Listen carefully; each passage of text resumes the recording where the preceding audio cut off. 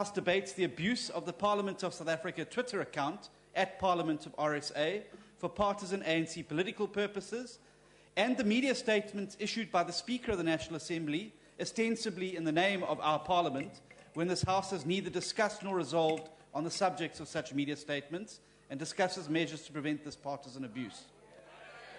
The ANC, the Honourable Kekana.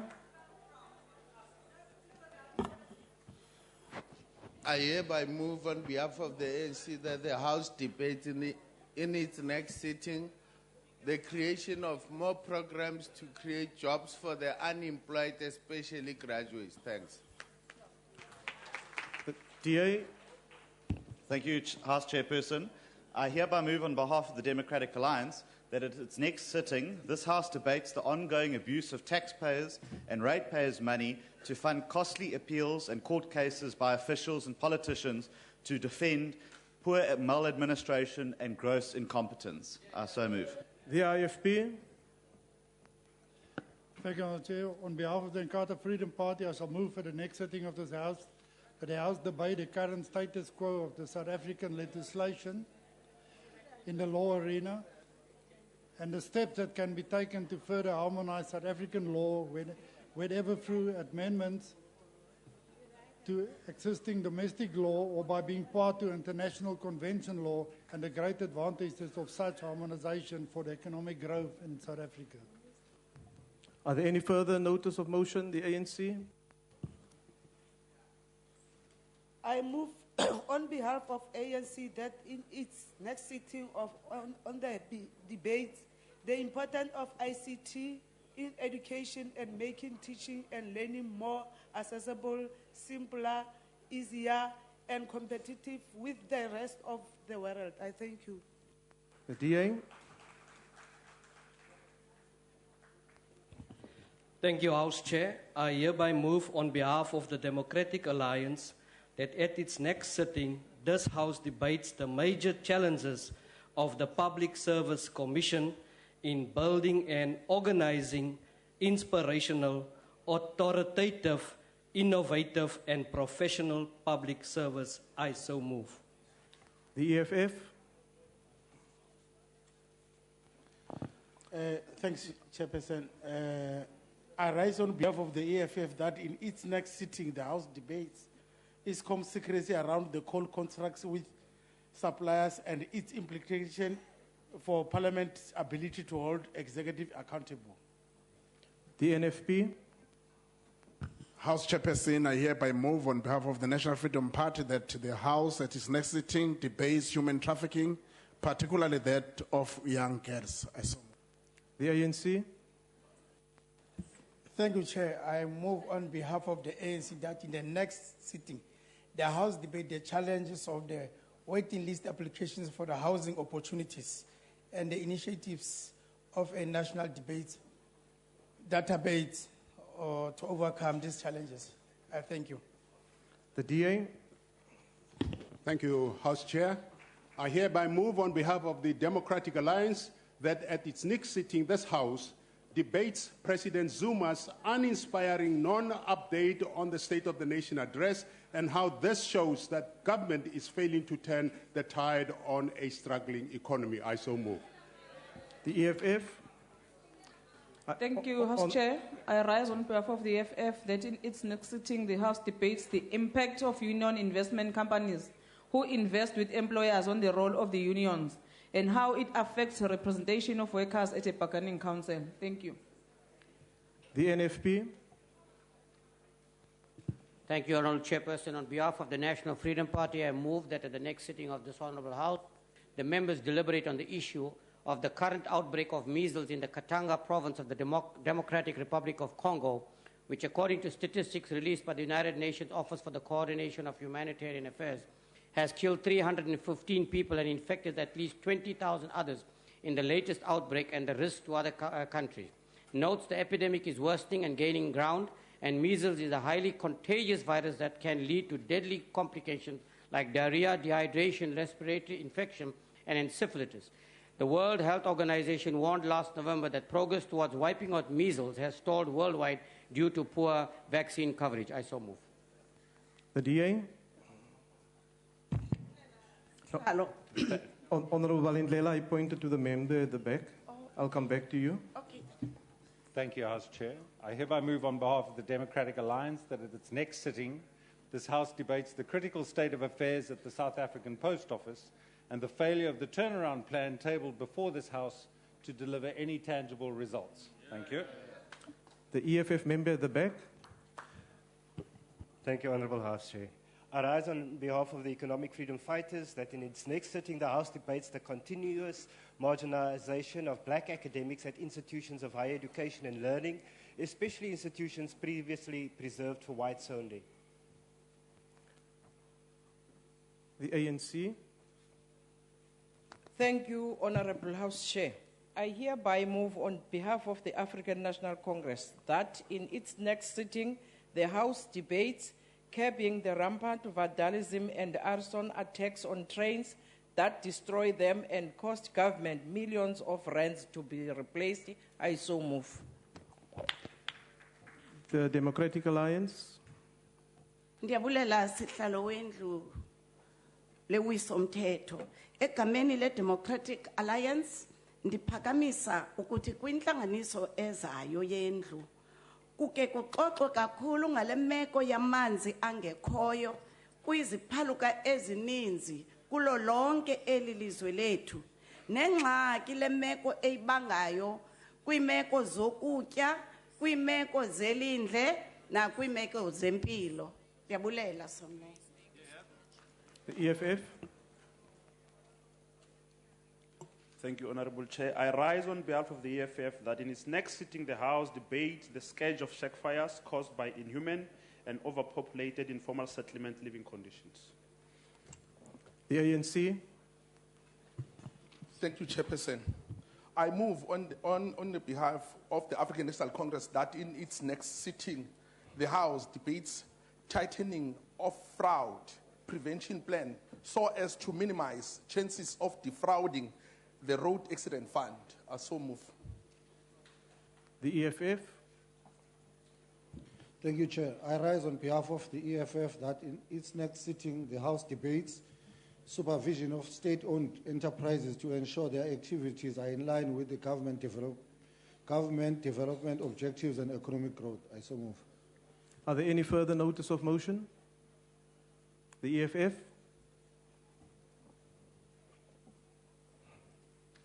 House Chair, on behalf of Economic Freedom Fighters, I rise requesting the House that in its next sitting debates the continuous deterioration of the local government, which has led to the total collapse of service delivery in most of our local municipalities.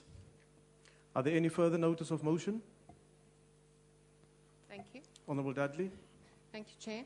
On behalf of the African Christian Democratic Party, I call on the House to debate the pros and cons of universalisation of the older person grant. Thank you. Are there any further notice of motion? If not, then we move to motions without notice. Are there any motions without notice?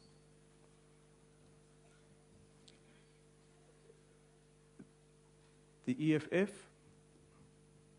There was a number of hands that went up from the EFF. No problem. Thank you, Chair. I rise on behalf of the Economic Freedom Fighters to move without notice that the House notes the internal confusion within the South African police services in the aftermath of the Marikana Commission report of the killing of workers in Marikana by the ANC government in August 2012. Further notes that this confusion shows more than anything else the dangers of having politicians throwing their huge bodies on operational matters as critical as policing. After the provincial commissioners rightfully came to the defense of Commissioner Piecha, claiming that she should not be the only one taking the blame for Marikana, as the killing of the workers in Marikana was at the behest of politicians. They have now all of a sudden capitulated and apologized to the very same politicians. Acknowledges that the provincial commissioners allowed the consciences to be corrupted by abusive politicians of the ANC who do not want to take responsibility for their corruption and greed, which led to the massacre of workers in Marikana, whose only sin was to demand a living wage. Further acknowledges that as much as EFF believe that Piecha must take responsibility for the killing of workers under her leadership, We also strongly believe that the biggest culprits, the shameless murderers of black workers, are those now in the leadership of the country who called for concomitant action. Calls on the former freedom fighters, such as Deputy President Cyril, to dig deep inside them to fully understand the depths of their betrayal to the ideals of the struggle for political, economic, and cultural freedom, by being accomplices to white monopoly capital's continued dehumanization of black people. Further calls on the police to never betray their commitment to defend the truth and arrest criminals, however influential those criminals may be. I so move. Honourable members, I now put the motion. Are there any objections? Object. There's an objection. The motion is not agreed to. The ANC.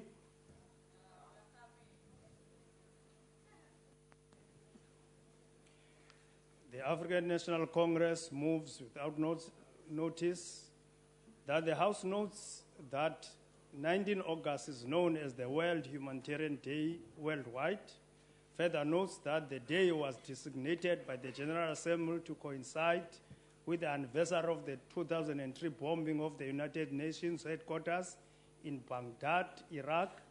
Acknowledges that the World Humanitarian Day is a time to recognize those who face danger and adversity in order to help others. Recalls that World Humanitarian Day is also an opportunity to celebrate the spirit that inspires humanitarian work around the globe, and calls upon countries to observe this day under the 2015 theme, Inspiring the World Humanity. I now put the motion. Are there any objections? EFF objects. There is an objection. The motion is not agreed to. The IFP. Honourable House Chairperson, I hereby move without notice that this House notes the tragic shooting of two brothers, Mr. Mohammed Voda and Mr. Ahmed Gora Voda, on Sunday, 9 August 2015, during a heated altercation with a neighbor at their block of flats in Margaret Ngadi Avenue, Victoria Embankment. 2, regrets that this senseless loss of life is yet another signal of an overly violent society in which citizens become victims over minor and avoidable disputes. 3, notes that Ms. Mohammed Voda was a husband and a father to a 6-year-old daughter, while Ms. Ahmed Voda had been married for less than a year. 4, expresses its sincere condolences to the bereaved family of the Voda brothers, recognizing the trauma suffered by their wives, and noting that the extended family, including Dr. and Mrs. Muller, would need to walk a journey of healing. And 5, calls on all South Africans to seek assistance from the SAPS in resolving disputes that threaten to become violent. I so move. I now put the motion. Are there any objections? No objections. Agreed to. The NFP. Thank you, Honourable Chairperson.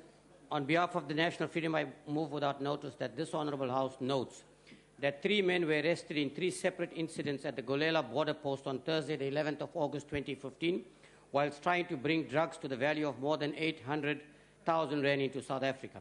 And also notes that in the first incident, the border officials seized cocaine worth 800,000 rand from a Mozambican national who had the drugs hidden in a secret compartment of his luggage.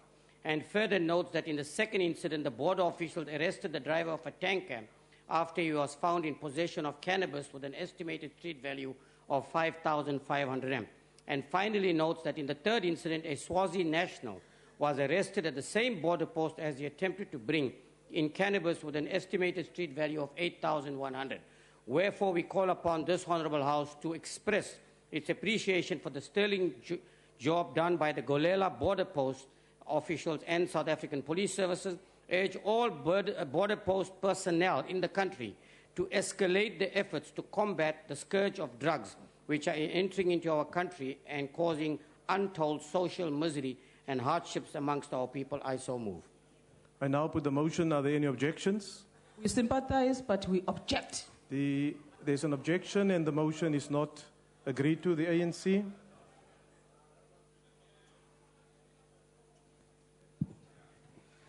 The ANC moves without notice that the House, notes that the 23rd August of each year is designated by UNESCO as the International Day for the Remembrance of Slave Trade and of its abolition to memorialize the transatlantic slave trade. Further notes that this date was chosen by the adoption of Resolution 29C/40 by the organization's General Conference at its 29th session in 1998. Acknowledges the significance of this date because during the night of August 22 to August 23, 1791, on the island of Saint Dominic, now known as Haiti, an uprising began which set forth events which were a major factor in the abolition of the transatlantic slave trade. Further acknowledges that this revolt was the starting point to the transatlantic slave trade abolition process. Recalls that UNESCO member states organize events every year on that date, inviting participation from young people, educators, artists, and intellectuals, and calls upon all countries to observe this day. Thank you. I now put the motion. Are there any objections? There is an objection and the motion is not agreed to. The NFP. House Chairperson, on behalf of the National Freedom Party, I move without notice that this House knows that in the early hours of this morning, a head-on collision between a minibus and a stationary truck occurred on the N1 just south of Mohopong, formerly known as Nabospruit, in the Limpopo province. Also note that the minibus burst into flames immediately after the collision. Finally note that the horror crash claimed the lives of 12 people whose identities have not been made public, which includes the driver of the minibus. Wherefore, we call upon this Honorable House to express its sincere condolences to the bereaved families and loved ones of those who died in the accident, and urge all motorists to be extra careful when driving at night or during the early hours of the morning, as it is the period generally associated with a high number of accidents. I so move.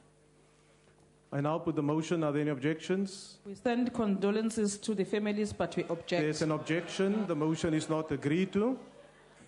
The EFF. Thanks, Honorable Chair. I rise on behalf of the EFF to move without notice that the House notes on Wednesday morning more than 500 people, including women, children, were evicted by the Red End Security Company on behalf of the city of Johannesburg from a building in Berea. Notes that their belongings, fridges, clothes, beds, food, documents were left in the street scattered, broken and unattended. Note that the evictions are being carried out through illegal court eviction orders, as the matter was still before court of law and without proper notices.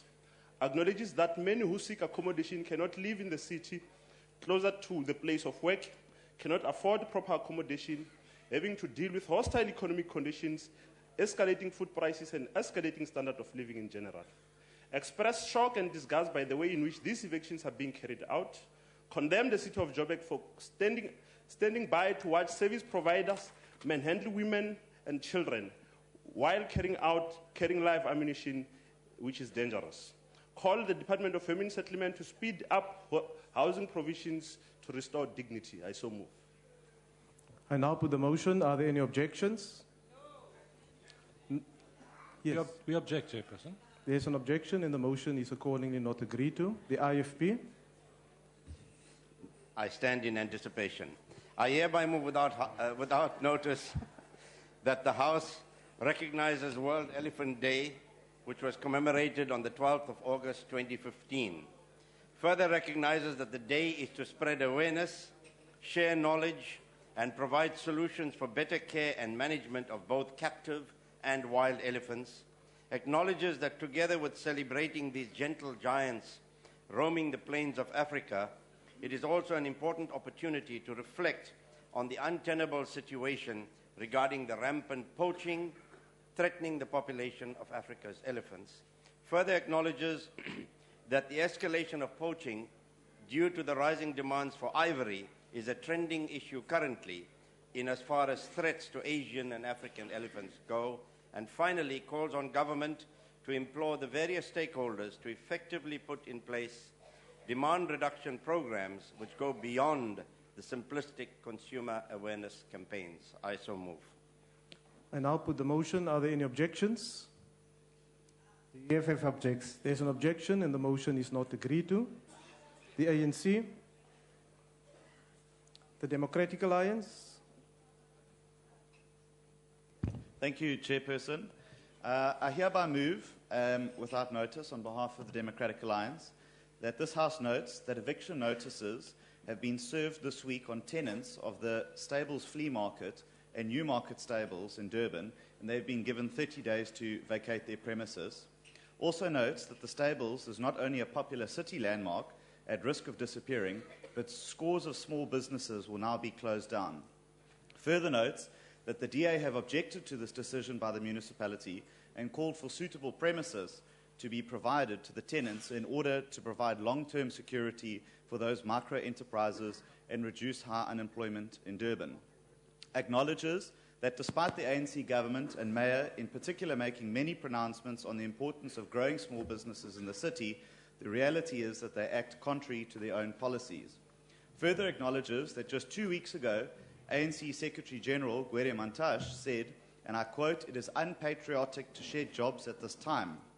Yet the ANC-run municipality seems quite willing to destroy 1,000 jobs and the livelihood of up to 5,000 family members without any concern.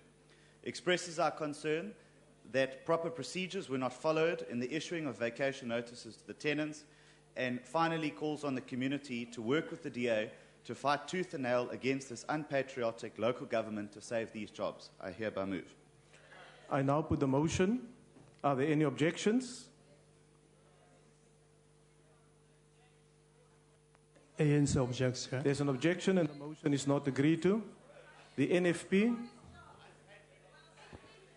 Thank you, House Chairperson. I move on behalf of the NFP that this House notes that on Tuesday, 11 August 2015, Judge Mohini Mutli in the Pietermaritzburg High Court sentenced Kumlani Madlala and his accomplices, Msizi Majola and Temkosi Makhathini, to life each for the murder of Mazwi Mnikati, who was gunned down at his home at Emapalonini area, Mchezi, on July 20, 2010.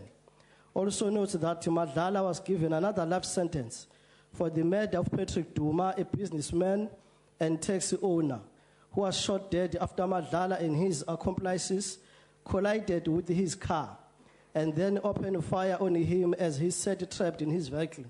Further notes that Madlala, Majola and Makhathini had murdered Mnikati in an apparent revenge attack that stemmed from Mnikati's defection from IFP to the NFP weeks before his death. And finally notes that Judge Mutli had harshly criticized the murderers, stating that, and I quote, "The kind of justice the accused believe in, where people do not follow their political ideologies, are eliminated, where vigilantism is revered. This has no place in our country. The fight for political profit will not be tolerated," unquote. Wherefore, we call upon this House to express its approval for the severe sentences meted out to the cold-blooded murderers. Urge all political parties to impress upon their followers the need to respect freedom of association and political choice, which is afforded to each and every South African citizen as enshrined in our Bill of Rights. I so move. I now put the motion. Are there any objections? We object. There's an objection and the motion is not agreed to. But how do you object to the court? No, Honourable Member, you don't address the House. It's a court judgment. Honourable Member, you don't address the House sitting. You first ask for permission to be heard, and then I will decide if it's proper. There's an objection and the motion is not agreed to. The Democratic Alliance. Thanks, Chair. I hereby move on behalf of the Democratic Alliance that this House notes Team South Africa's performance at the 2015 World Underwater Hockey Championships in Spain. Also notes that Team South Africa remains undefeated after 8 matches. Recognizes that our team has done an incredible job of scoring 59 goals and conceding only 1 against Australia, Canada, France, Great Britain, Colombia, the Netherlands, and defending champions New Zealand.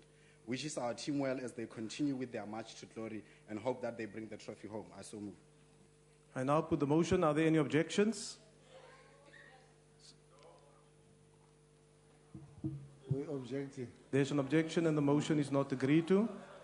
Are there any other motions? The EFF?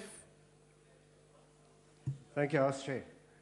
I rise on behalf of the economic freedom fighters to move without notice that the House notes the statement made by the family of the late Mosparko yesterday that the economic freedom fighters under the leadership of our visionary Commander-in-Chief, Honorable Julius Malema, has delivered on its promise to save their home from being dispossessed by unscrupulous banks.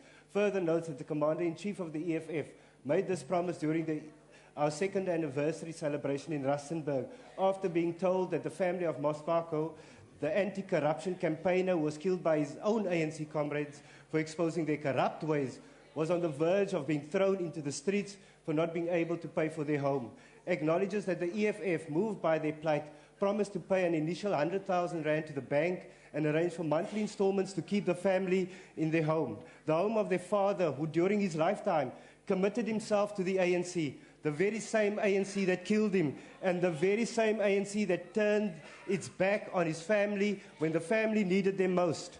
Further acknowledges that there is no room for honest anti-corruption people in the ANC, and that this former liberation movement scorns and kills honest people and defecates on their legacy. Calls on all honest, clean living and upright people who are still in the ANC to be true to their conscience and to leave this beast that is the ANC, which eats its own before it's too late.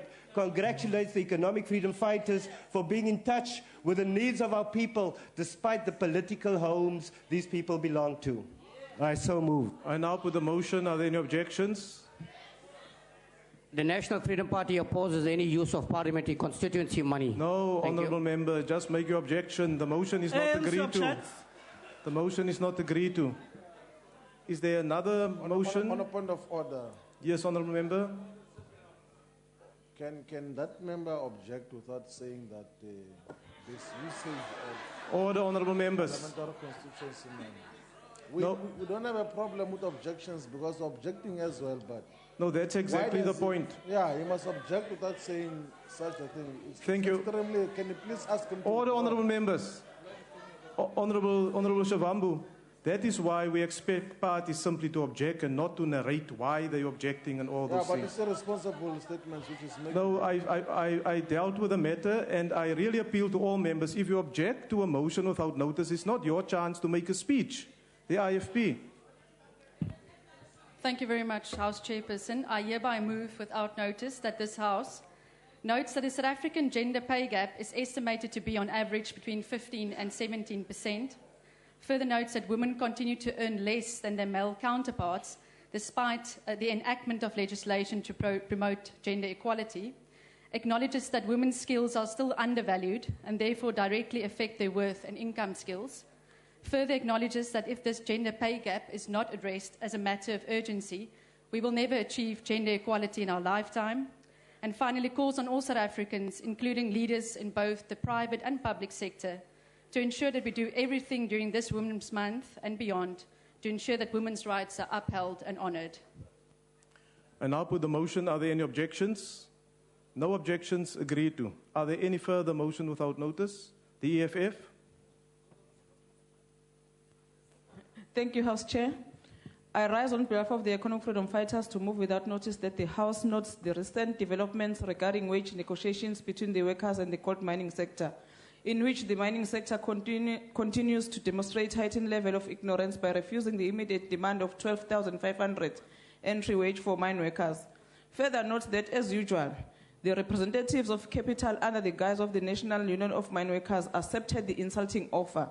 The acceptance of the offer by NUM is not surprising because theirs is business unionism and has nothing to do with the plight of the workers. The history of NUM is a history of assimilation to capital, as shown by the actions of their former leaders, such as Cyril Ramaphosa. Acknowledges that in the mining sector, right now, AMCU remains the only truly worker-centered trade union, and the rest are extension of exploitative capital. Further acknowledges that the demand tabled by the AMCU, that the mining companies who have been defrauding workers of their overtime, must pay as matter of agency, pay back the money owed to the workers. Calls on mining companies who have made lots of money for their shareholders on the back of the pain, sweat, and blood of black workers to do the right thing and accede to the demand of 12,500 wages as demanded by the workers. This is an affordable amount in comparison to the billions these companies are making. Further calls on the Minister of Mineral Resources Ngako Ramatloti to revoke the operation licenses of the companies that want to continue exploiting our people through slaves' wages. I so move. I now put the motion. Are there any objections? ANC objects. There's an objection and the motion is not agreed to. The NFP. Thank you, Honourable Chairperson. On behalf of the National Freedom Party, I move without notice that this Honourable House notes that a fire which engulfed a shack in Emasheni, which is situated in Orange Farm on the 9th of August, has killed 5 children, aged between 4 and 17. Further notes that 2 more people were killed in a blaze which swept through an informal settlement near Seacow Lake in Durban. Further notes that 7 people, 4 of whom were children, were also killed in a fire in Port Elizabeth. And further notes that 3 more people died in a fire that engulfed shacks in an informal settlement in Hout Bay. Finally notes that all these fires occurred in informal settlements which are particularly difficult to deal with because the homes are erected so closely together and firefighting vehicles have difficulty to access the shacks. Wherefore we call upon this Honourable House to convey its most sincere condolences to the families and loved ones of those died in the fire and urge the Department of Human Settlement to increase its efforts to eradicate informal settlements in South Africa. I so moved. I now put the motion. Are there any objections? We offer our condolences, but we object. There's an objection and the motion is not agreed to. Are there any further motions without notice? No further motion without notice. The next item on the order paper is member statements. Does any member of the ANC wish to make a statement? Graduation of 175 SETA learners addresses skills shortage. Ku graduate ka vadyondzi va 175 swi tiyisa leswaku ntirhisano I wa nkoka eka ku lwana mitlhontlho minharhu: unemployment, poverty and inequalities. Ntirhisano exikarhi ka private sector, mfumo, the NGOs na ti SMMEs na ti cooperatives I swa nkoka eAfrika-Dzonga laha ku langutene hi nga langutana na ku pfumaleka ka mitirho na ku pfumala ka ku ringana. Ku humelela ka ntirhisano lowu ku kombisiwile hi ku graduate ka swichudeni leswiwani swa 175. Hoyi n'wina swichudeni. Closer alignment of SETAs and informal sector of our economy, such as cooperatives and community-based organizations, has remained a strong call from national government, and it is entrenched in frameworks such as Department of Higher Education and Training National Skills Development Strategy. This call was heeded in 2012 when the Energy and Water SETA was the first SETA to formalize collaboration with Sanako through the signing of a groundbreaking memorandum of understanding. This project highlights the potential of the role of cooperative support in the building of the economy and is closely aligned to the sector skills plan. Honourable Member, your time has expired. Mfumo wa ANC wuri the Democratic Alliance.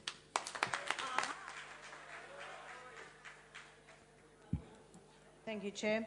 In 2011, the previous Minister of Police brought out a 10-point plan to deal with police killings. It followed a summit, which in turn had followed a report in 2000. He announced it on the 31st of July, and there had already been 56 police murders that year. Sadly, the tone showed immediately it had little chance of working. As he said, for example, the police would be encouraged to wear a bulletproof vest. Encouraged. I've seen dozens who either don't wear them, who don't have ones that haven't passed their expiry date.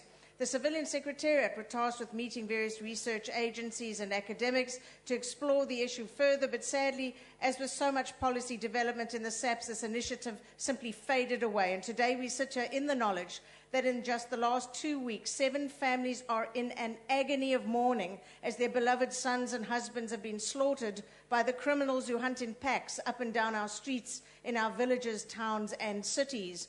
Reports allege that between 52 and 55 police officers have been murdered so far this year, but there is no clear instruction to our police on how to stay safe, how to stay alive as they face down those packs and arrest them.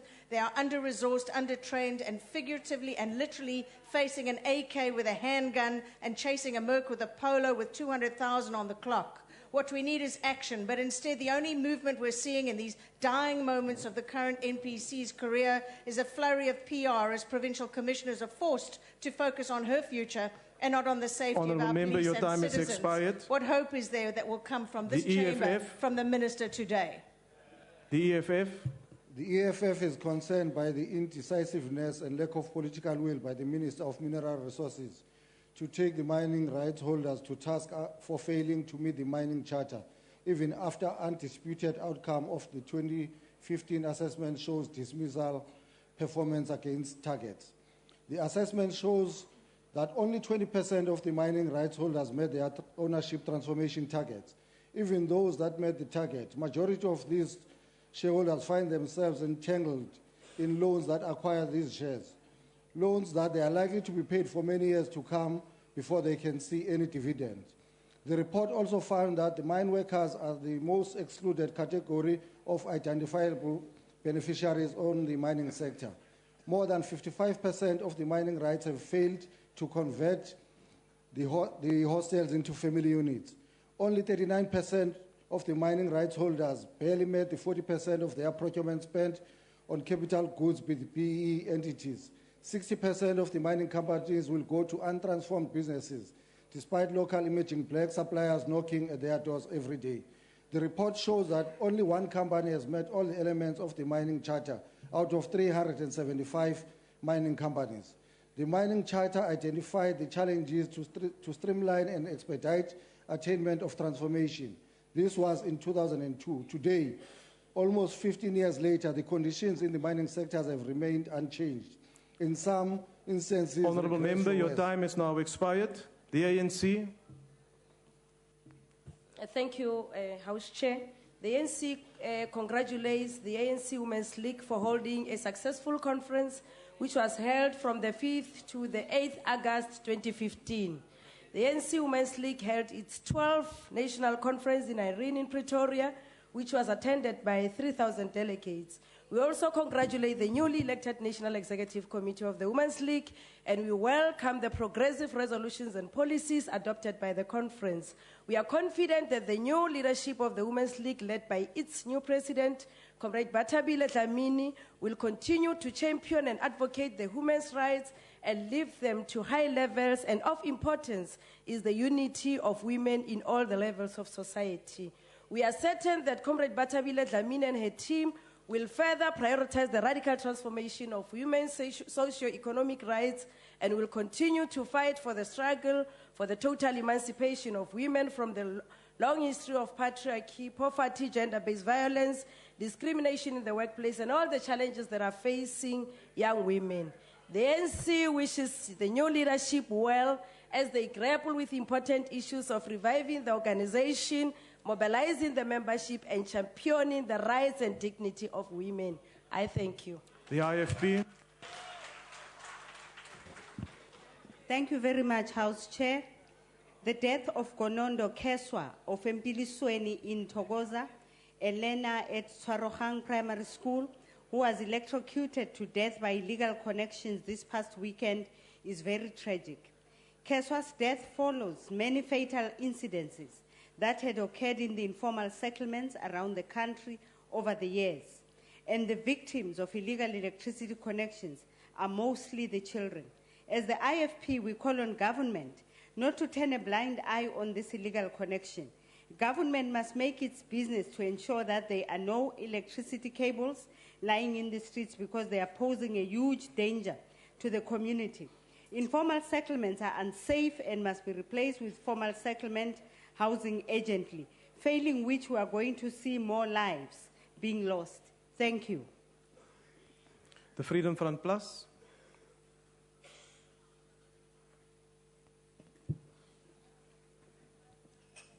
Voorzitter, alle lede van die parlement behoort saam te werk dat die beeld en status van die Suid-Afrikaanse parlement as 'n wetgewende gesag nie benadeel of afgetakeld word nie. In die Suid-Afrikaanse grondwet word dan ook gelyke status na uitvoerende, regsprekende en wetgewende gesag gegee. Aan die begin van elke jaar word die president se staatsrede in die parlement gelewer omdat die wetgewende gesag die taak het om toesig te hou oor die werk en aktiwiteite van die uitvoerende gesag. Die VF+ verwelkom dit dat die president 'n halfjaarverslag gelewer het oor hoe gevorder word met aktiwiteite wat in sy staatsrede 2015 in die vooruitsig gestel is. Maar die president minag egter die parlement en takel die Suid-Afrikaanse parlement se beeld en status af deur hierdie halfjaarverslag in Pretoria voor die media te hou en so die parlement te ignoreer. Dit skep onverwendbaar die indruk dat die president die parlement ignoreer deur sy staatsrede hier te hou, maar nie kan sien om sy halfjaarverslag hier in teenwoordigheid van oppositiepartye te hou nie. Die korrekte manier sou wees om die halfjaarverslag in die parlement te hou. Dit sal status in die verslag gee en geleentheid gee dat die belangrikste sake beoordeel en gedebatteer kan word, terwyl die media uit die aard van die saak ook hier teenwoordig is. Omdat die uitvoerende gesag steeds meer van hulle aankondigings in Pretoria en nie in die parlement doen nie, is ek bewus van mediagroepe wat hulle verteenwoordiging in die parlement al verminder het en na Pretoria oorplaas. Dis alles tekens van hoe die huidige regering op 'n berekende wyse geleidelik die parlement as wetgewende gesag en as toesighouder uitvoerende gesag se rol afskaal en so die grondwet verder ondermyn. Ek dank u. Dankie. The ANC. Thank you, Honorable House Chair. The ANC condemns a conduct of a taxi driver who was caught driving at a high speed in Fred Ferreira Avenue while transporting 50 school children between the ages of 6 and 12 years inside his 15-seater taxi.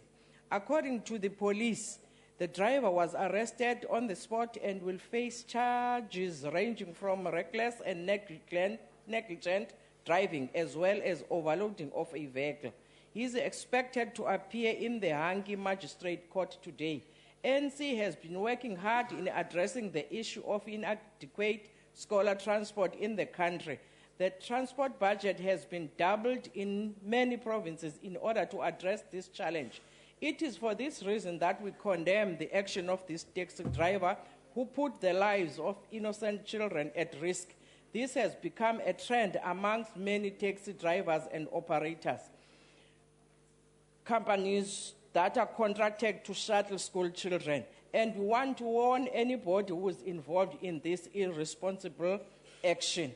The ANC is committed in ensuring learner safety despite the limited resources at our disposal. I thank you. Cope. No, do you have a statement? The ANC. Honourable member at the back. Thank you, House Chairperson. The Mandela letters show how he dictated transition from prison.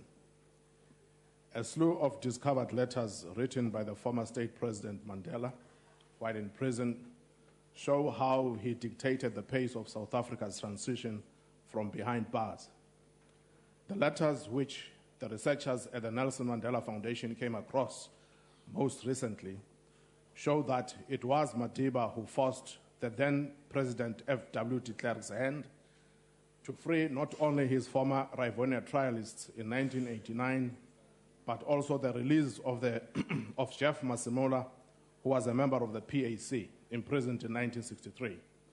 This shows the commitment he illustrated to his fellow prisoners and other struggle stalwarts, regardless of his political affiliation. Madiba displayed unwavering commitment when he said, and I quote, "The conflict which is draining South Africa's lifeblood, either in the form of a peaceful demonstration, acts of violence or external pressure, will never be settled until there is an agreement with the ANC. It must be made clear that the ANC will never make such a commitment at the instance of government or any other source for that matter." Close quote. Speaker, Chairperson, this effort by the Mandela Foundation must be welcomed and applauded, as it also corrects the fallacies which were created before. I thank you. The DA. Thank you, Honourable Chairperson.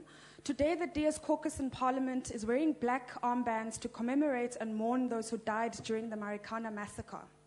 This month, 3 years ago, 44 mine workers were killed by members of SAPS while exercising their constitutional rights to protest for better quality of life for them and their families. The National Police Commissioner, Ria Piecha, in fact congratulated those SAPS members and misled the Farlam Commission, which was seeking justice for the deaths. The findings of the Farlam Commission insist that action be taken against Piecha, and yet, to date, nothing has been done. Piecha should be fired along with the murderous cohort of police officers responsible for deaths at Marikana. President Zuma, as Piecha's appointing authority, should have gotten rid of her 3 years ago, and yet she still stands. No matter how much President Zuma purports to care about the victims and loved ones of those who died at Marikana, his actions leave them wanting. On behalf of the DA, I would like to once again convey our heartfelt condolences to the victims and families of those who died at Marikana at the hands of a police service that had the duty to protect and serve and not kill. I thank you. The ANC.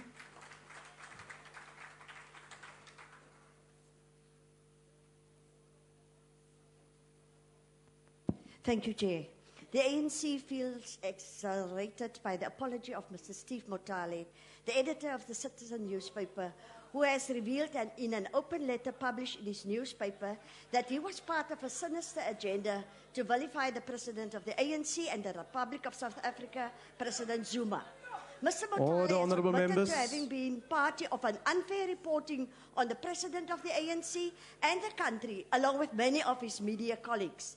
As the ANC, we have been suspecting and complaining for years that some sections of the media are abusing their powers and are driving the political agenda of the opposition.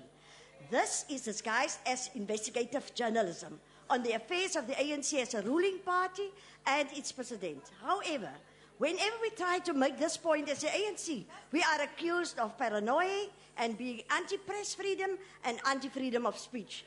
This apology by the editor of the Citizen therefore confirms that the ANC has been correct all along.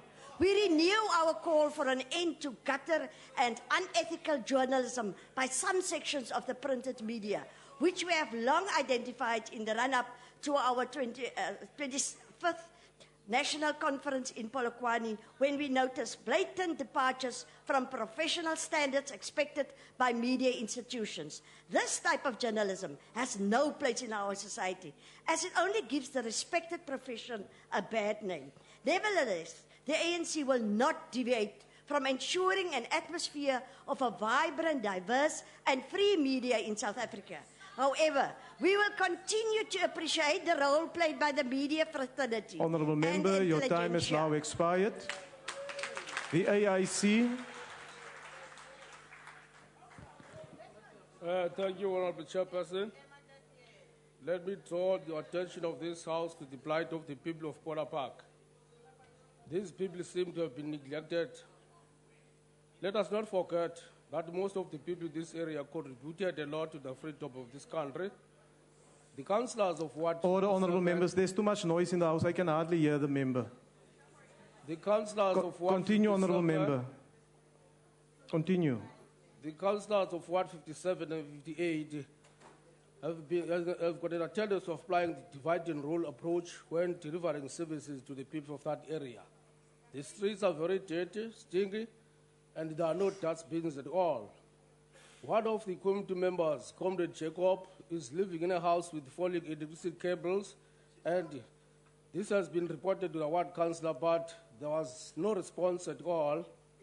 Surprisingly, people do not get water during the day, but late in the night, there's water. There are no meetings that are held between the councillors and the committee members there, just to inform them about the issues of municipality. The 99% of youth is unemployed, and the rate of crime is very high. Houses are in a poor condition, and most of them are leaking. We call for the speed attention to the problems of Pola Park. Thank you very much. The ANC. Thank you, Chairperson. The ANC welcomes President Jacob Zuma's release of the first report on the status of women in South Africa's economy, which was released at the National Women's Day celebration in the Free State. We welcome in particular the fact that the country, according to the report, has made great strides to include women in the country's development. President Zuma released the report at the Harry Gwala Stadium in Sasolburg on Sunday, 9 August 2015, at an event organized to honor women under the theme, United in Moving South Africa Forward. The report mentions that women must be supported in all sectors of the economy. It also identifies some of the areas where, as a society, we have been successful in enabling women's full participation in the economy. However, as the ANC, we wish to reiterate our view that the triple challenge of poverty, unemployment, and inequality is still a major challenge in our country and is affecting women most. I thank you. The DA. Thank you, Chair. The ANC-controlled Ekurhuleni Metro is failing the most vulnerable once again. Water taken from the Kalkspruit in Tembisa for testing reveals a water crisis of horrific proportions. The results of the river water reveal that E. coli levels are at 43,000 per 100 millilitres, while the maximum acceptable level is supposed to be 1,000. The maximum bacteria level is supposed to be 5,000 per 100 millilitres, and the reality is 490,000. And coliforms, which are human and animal feces, is supposed to be a maximum of 30 per 100 millilitres, yet the results show a staggering 80,000. That is 266 times higher than the maximum acceptable level. It is little wonder that the Ekurhuleni Metro refuses to release the results of their own tests to the public. The Ekurhuleni Metro is directly responsible for this contamination. They have failed to spend just over 200 million for water and sewage infrastructure in the last financial year alone. The health risks to the residents of Tembisa include diarrhea, skin infections, ear infections, respiratory infections, and of course, hospitalization. You can all imagine the stench that emanates from the river. In fact, the Kalkspruit can no longer be called a river. It is an open sewage outlet. The residents of Tembisa have a choice in next year's local government election.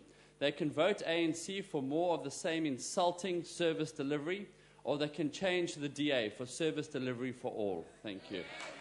The ANC. Thank you, Chair. The ANC constituency office of the Honorable Jackson Mthembu in Vulindlela in Pietermaritzburg has established an initiative to help needy and deserving students in that part of KwaZulu-Natal province to further their studies. The Vulindlela Community Fund, which will be capitalized through voluntary monthly debits of a minimum of 200 rand, from ordinary community members, aims to allow the youth in that area to access bursaries and pursue their chosen studies in institutions of higher learning. This initiative is led by the Honorable Mthembu, together with members of the community who are committed to youth development. This ambitious plan will see the VCF capitalized to the tune of 400,000 per annum, which means that the fund will sponsor at least 10 needy students from the area per year with their tertiary institution fee. The 21 high school within the Vulindlela community will be the beneficiaries of this fund. While we appreciate the strides made by the government in providing access to higher education by poor and needy black students, we believe that this task is too important for government to go it alone. This initiative is therefore an example of what we can achieve as a country if we work together rather than wait for the government to do everything for the communities. Thank you. COPE did not use the opportunity to make a statement. I now recognize the ANC.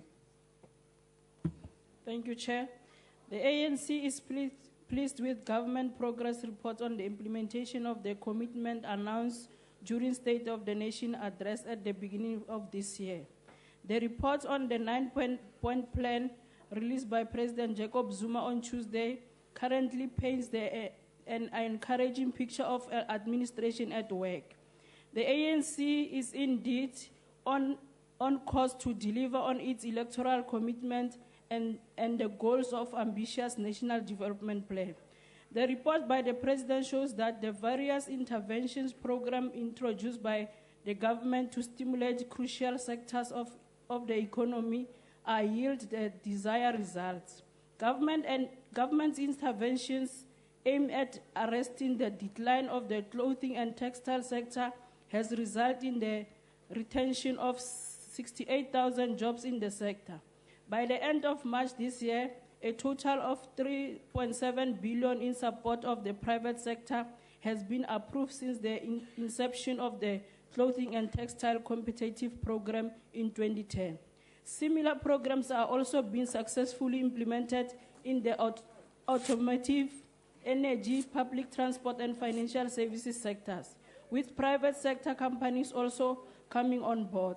The growth annual for the next 3 years has been reduced to 3%, which shows true leadership and pragmatism. We commend the government under the leadership Honourable of President Member, your Jacob time is Zuma. now expired. Thank you. Thank you. Honourable Members, that concludes member statements. Are there any ministerial responses? The Minister of Transport, followed by the Minister of Police. Okay. Thank you, Honorable Tejo, for the statement with regard to the taxi driver who squashed 50 learners into a 15-seater quantum. We have, working together with the Department of Basic Education, finalized the scholar transport policy, which would regulate the transportation of our learners. One of the key things that we need to focus on is the parent-contracted learner transport, where parents themselves actually enter into contracts with service providers to transport the children. At a provincial level, we know that the Departments of Basic Education as well as Transport are working together, and we are happy to indicate that the budgets have been increased. What we are doing now is to make sure that we bring the services internally into the government departments, as opposed to getting it to be run by private role players, because we believe that that is one way of also making sure that we can eradicate this type of situations. One example is the example that is happening in the Eastern Cape, where the MEC has successfully been able to insource the learner transport services. But what we want to do, and we are doing right now, is to make sure that through the Road Traffic Management Corporation, as well as the Metro Police and Traffic Police officers, we strengthen focus on law enforcement, in particular with learner transport. We have already started making sure that there are sting operations in the mornings, especially even in the afternoons, to make sure that we can be able to target these particular incidences. What we have also done is to make sure that the RTMC can oppose bail and also monitor the sentences that is being meted out to transgressors like these ones. So I'm happy, Honorable Member, that you can raise this. Road safety is everybody's responsibility, and we would want to wish and appeal to the members of this House that in their constituencies, they monitor these type of incidences to make sure that we can eradicate the killing of our children through unscrupulous taxi drivers, but in particular also those private service providers. Thank you very much. The Minister of Police. Thank you. The Minister of Police. Order, Honourable Member. I've recognized the Minister of Police. I didn't know about changes in Cabinet. Continue, Honourable Minister. Yeah, no, thank you very much, Honourable Chair, Honourable Members. I would like to respond to the two issues raised by Honourable Members of this House. The first issue relating to the police killings, I think it's a point raised by Honourable Kola.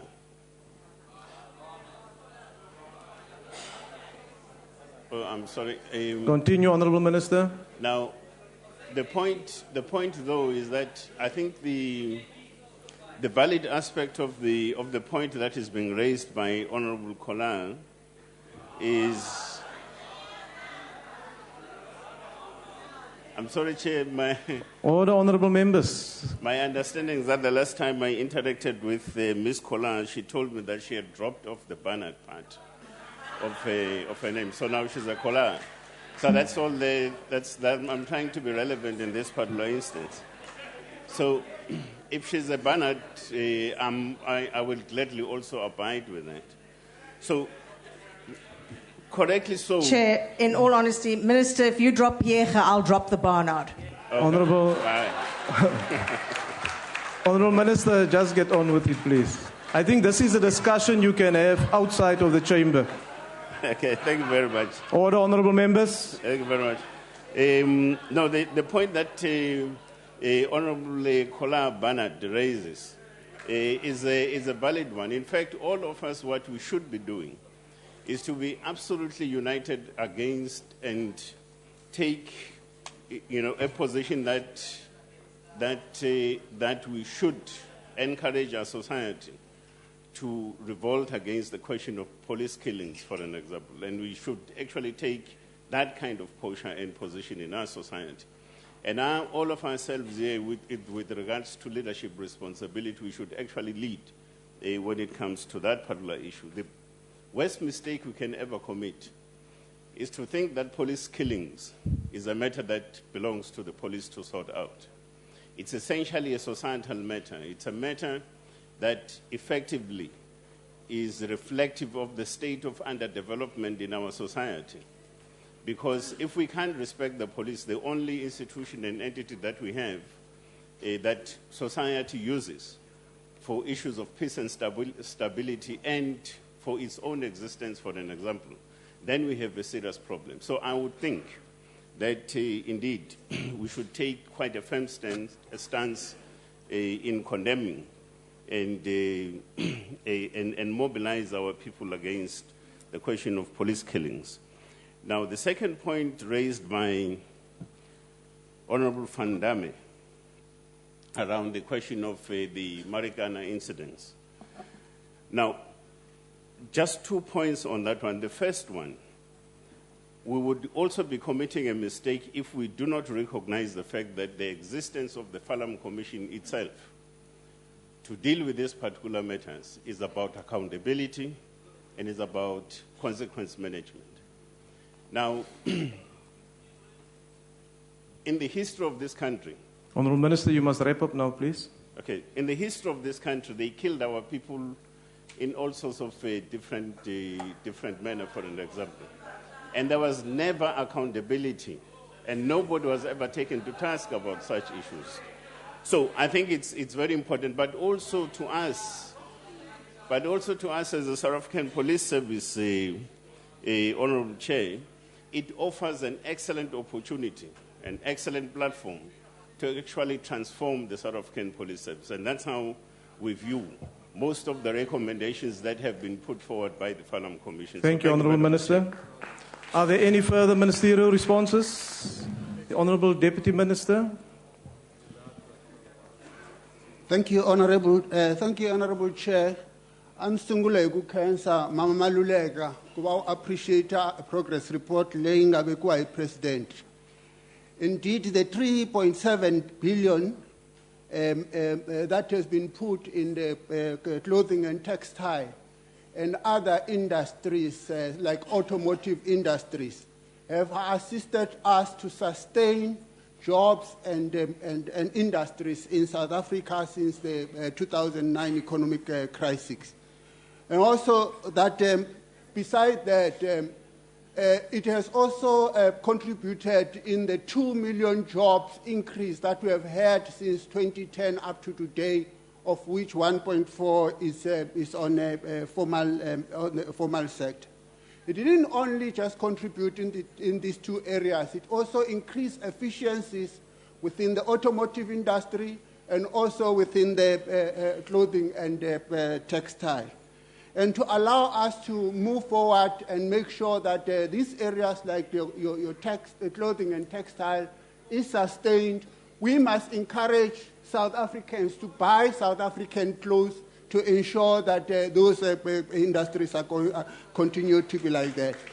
Going forward, we'll be focusing on working with business to promote beneficiation in minerals, and we're also going to emphasize on localization so that we can enhance industrialization, so that we can have more black industrialists produced, and also employ young people. Thank you, Honourable. Thank you, Honourable Deputy Minister. Are there any further ministerial responses? None.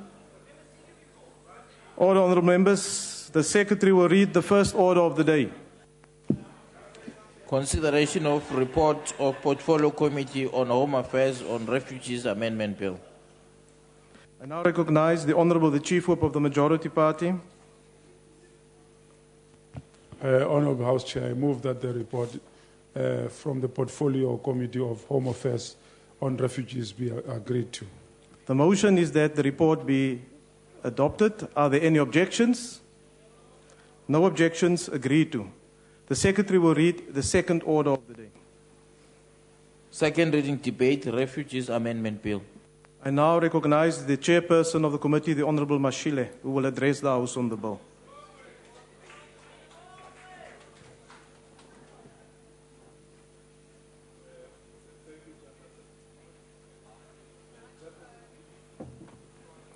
Can we just ensure that the microphone at the podium is switched on, please? Thank you.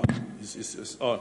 Thanks, Chairperson. The Portfolio Committee on Home Affairs requested the permission of the House in terms of Rule 230, subsection 1 of the National Assembly Rules for the introduction of the Refugees Amendment Bill, B19 of 2015. That permission was granted to the committee on the 4th of June 2015. The purpose of the bill was to amend the Refugees Act 1998 so as to confer discretion upon the Refugee Appeals Authority to allow the public and the media access to its proceedings in appropriate cases. Some historical background on this. On the 27th of September 2013, the Constitutional Court in the Mail and Guardian, Media Limited and others, versus MJ Chipu and others, matter, declared Section 21, subsection 5 of the Refugees Act inconsistent with Section 16(1) A and B of the Constitution to the extent that it precludes members of the public or the media from attending proceedings of the Refugee Appeal Board in all cases and fails to confer a discretion upon the Refugee Appeal Board to allow the public and media access to its proceedings in appropriate case. The declaration of invalidity was suspended for 2 years from the date of the order to enable Parliament to correct the constitutional defect in Section 21, subsection 5 of the Act. Pending the correction of the defect or the expiry of the 2-year period, whichever occurs first, the Constitutional Court provided a temporary read-in order into Section 21, subsection 5 of the Refugees Act, conferring a discretion on the Refugee Appeal Board on application on conditions it deems fit to allow any person to attend or report on its hearings. The 2-year period ends on the 26th of September 2015. So this bill is addressing that judgment by amending Section 21, subsection 5 of the Refugee Act so as to confer that discretion on the Refugee Appeals Authority on application and conditions it deems fit to allow any person, including media, to attend or report on its hearing. The bill further provides that the discretion conferred on the Refugee Appeals Authority is exercised under due regard to relevant factors, such as whether the asylum seeker consent to such a third party's attendance or access, or whether it is in the public interest to allow such attendance, or reporting after taking into account all relevant factors. The committee gazetted the draft bill and invited the public for input on the 19th of June 2015. 7 submissions were made and deliberated on the 28th of July 2015. We do appreciate the input made and invite them to consider making such input in the major review of this legislation at the level of the department now. The majority of proposals made by the public will be incorporated in the rules of the Refugee Appeals Authority. The committee agreed that this amendment is technical in nature, and knowing that there is a major review of the Refugee Act coming towards the end of this year, there is no need for debate at this moment. The committee adopted the Refugee Amendment Bill B19 2015 unanimously on the 4th of August 2015. The bill also deals with necessary consequential amendments and transitional arrangements in order to effectively amend Section 21, subsection 5 as set out above. I therefore move for the support of this bill and the adoption of the report. Thank you very much. Thank you, Honourable Member. There's been a request for declarations. I will now allow parties a maximum of 3 minutes to do so. The DA. Chairperson, thank you very much. When we attempted to try and raise some of our concerns on this bill in the very beginning, although we support it, I must put that on record, we were to some extent prevented from doing so, to share our thoughts on it. But nonetheless, let's do it here. So, Chair, the DA is largely in support of this amendment because what it does actually is that it promotes openness and transparency. In short, what this bill does is that it grants the media and the public access to information on the refugee, on the appeals that the Refugee Appeal Board has to deal with. But it's very unfortunate that it had to come to this. You know, it has taken the media a long court battle, even up to the Constitutional Court, to be able to get access to information. And for us, it's becoming a concern that more and more there is a culture that's developing in this ANC government that information must be kept secret, and that's the default position. And if you want information, you must actually fight a battle to go to court to get that information. It should have not come to this in the first place. We should have allowed the media access to information, allowed the public access to information, especially when it's in the public interest to do so. Now, Chair, unfortunately, the Home Affairs is going through a very tough time at the moment. Our poor Minister Gigaba is having a bad year in the office. Yesterday, our Deputy President was at pains to try and defend the Minister's department for all the mistakes that he's making. But you know, one of the things that actually caught my mind yesterday when Deputy President stood up here, when he said that all of these problems in Home Affairs are temporary. That's one thing we actually agree with him. It is temporary because it's not going to take very long before this ANC government's reign actually, which is temporary, is going to come to an end. And very soon they'll sit on this side of the house because change is coming. You better wake up. It's coming. Thank you very much. The EFF.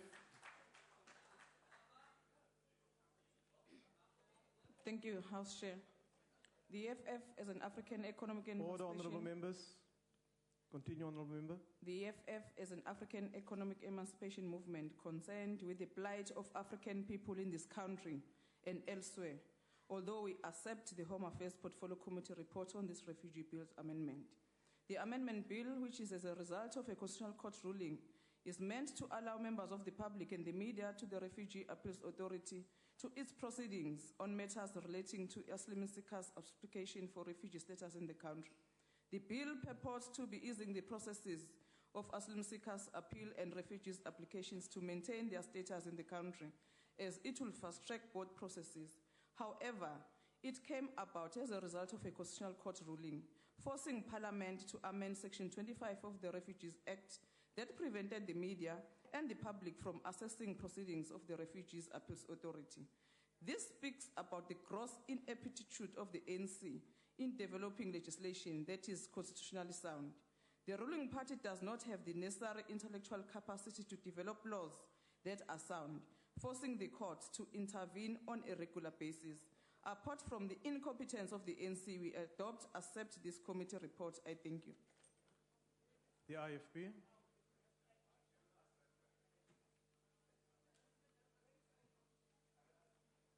Thank you very much, House Chair.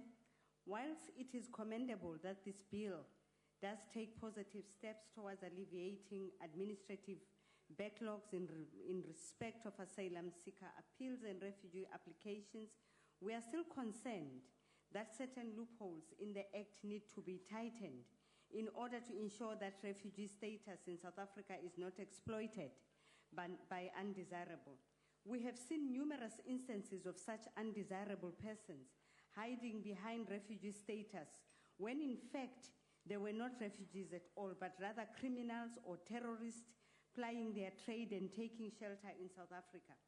Undesirables gain access to South Africa via the refugee route or by marriage to a South African and are then unhindered in their criminal activities in our land. If I might just remind the House of 3 incidences. I will start with the incident of Wesley Snipes, the US actor who came to South Africa and acquired a South African passport. That was during the time when His Excellency, the president of the IFP was still the Minister of Home Affairs. If I may also remind this House of undesirable characters, Henry Oka of the MEND group that killed so many people in Nigeria, who is now lying in jail in KZN for 27 years. May I also remind this House of the Al-Shabaab, a white lady or the white widow, the one who is said to have bombed about 400 people in a mall in Kenya. All these people are actually problems to us. What are we doing to effectively manage and control such undesirables from exploiting our refugee system? In conclusion, Chairperson, we, the IFP, we support this bill. We support the amendment to Section 21.5 of the Refugee Bill, but remain extremely concerned that not enough is being done to adequately filter out and identify those who do not have legitimate ground to be in South Africa. I thank you. Thank you, Honourable Member. The NFP. House Chairperson, thank you very much.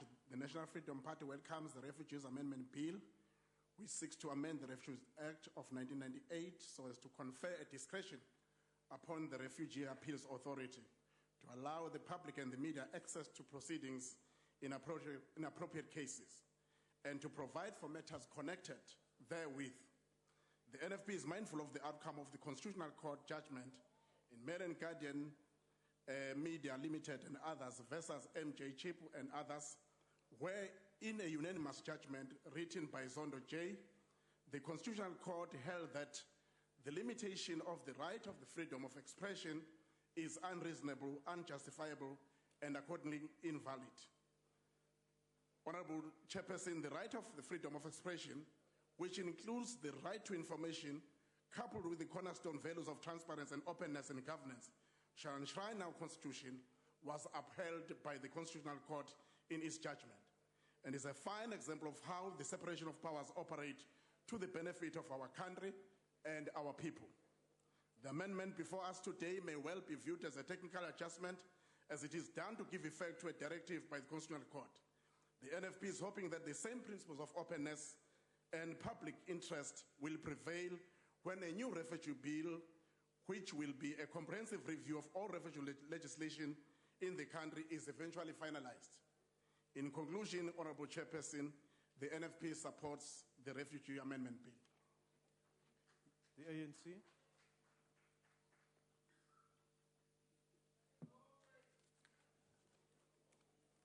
Thank you very much, Honorable Chairperson, honorable members.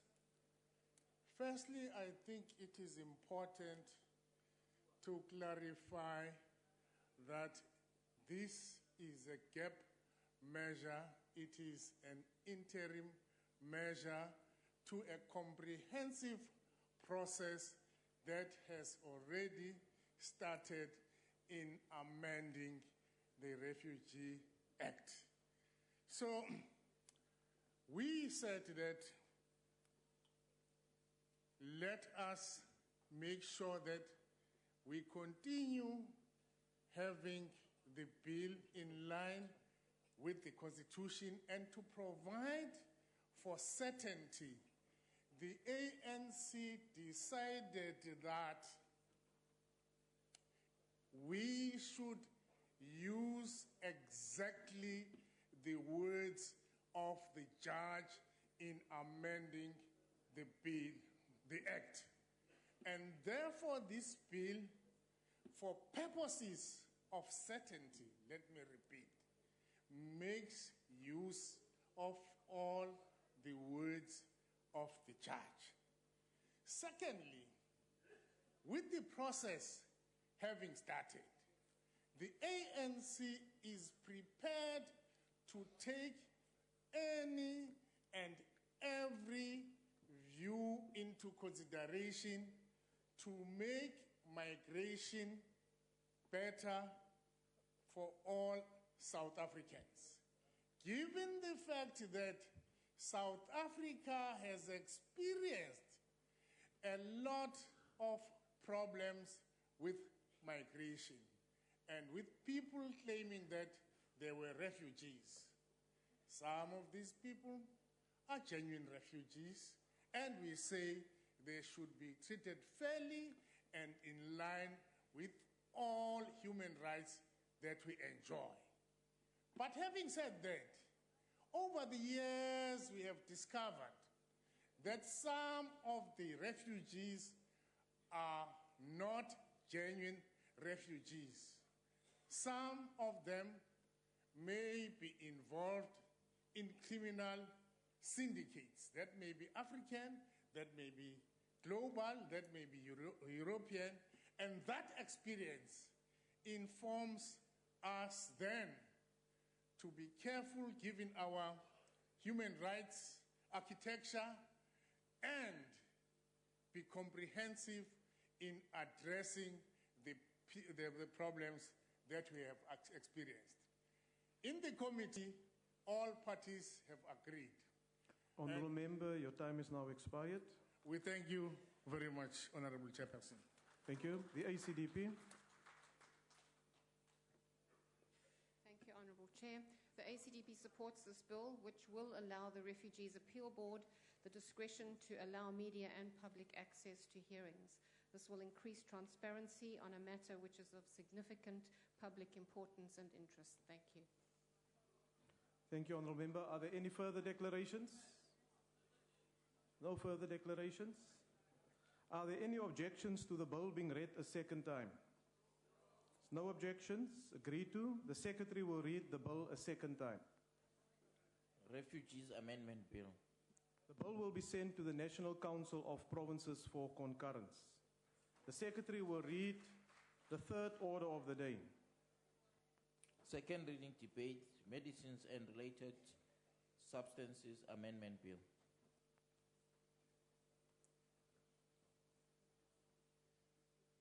I now recognize the Honourable the Minister of Health, who will introduce the debate. The Honourable the Minister.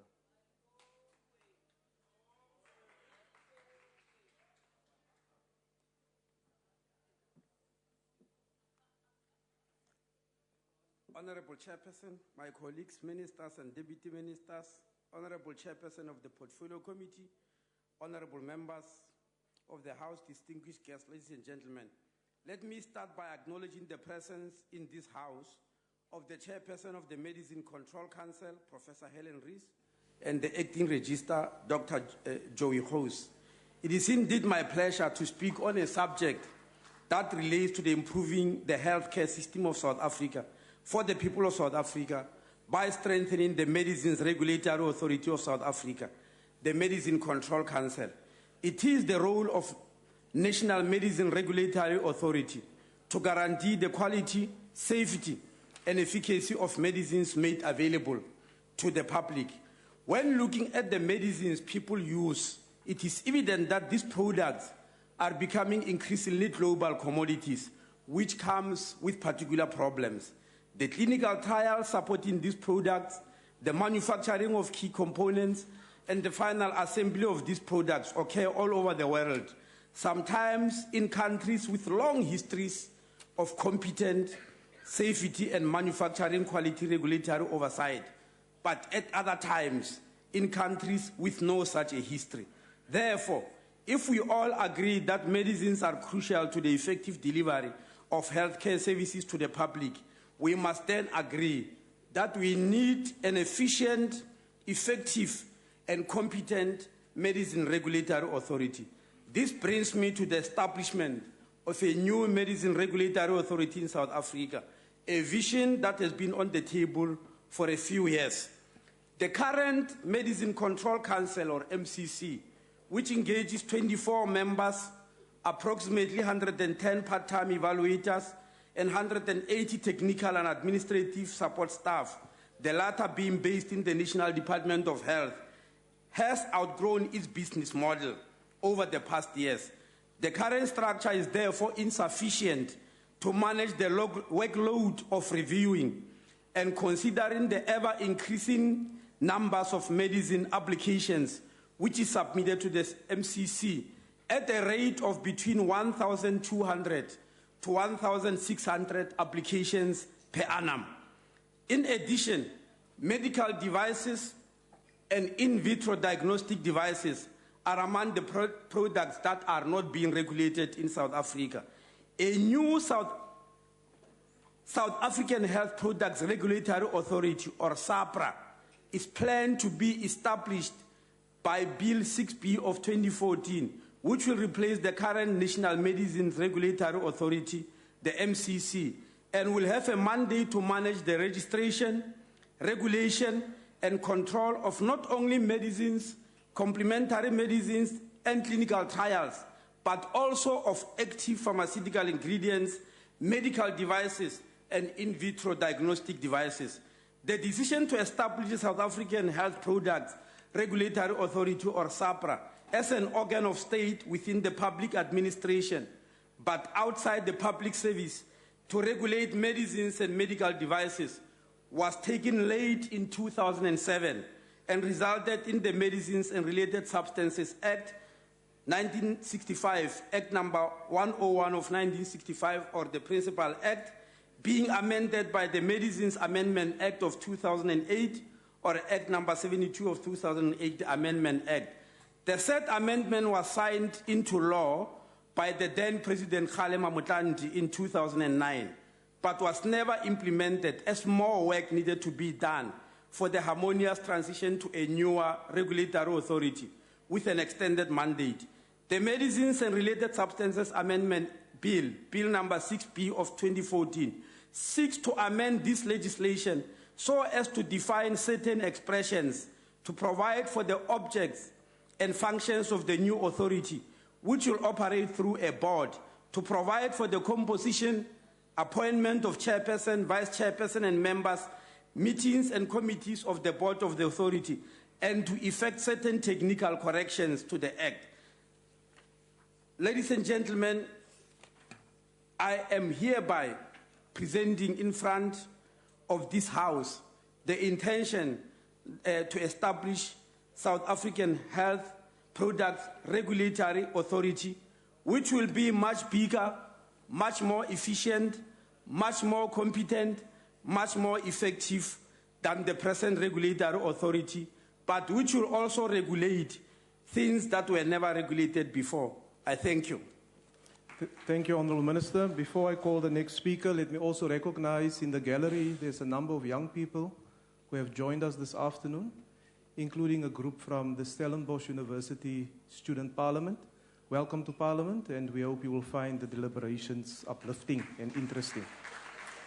The Honourable Dunjwa.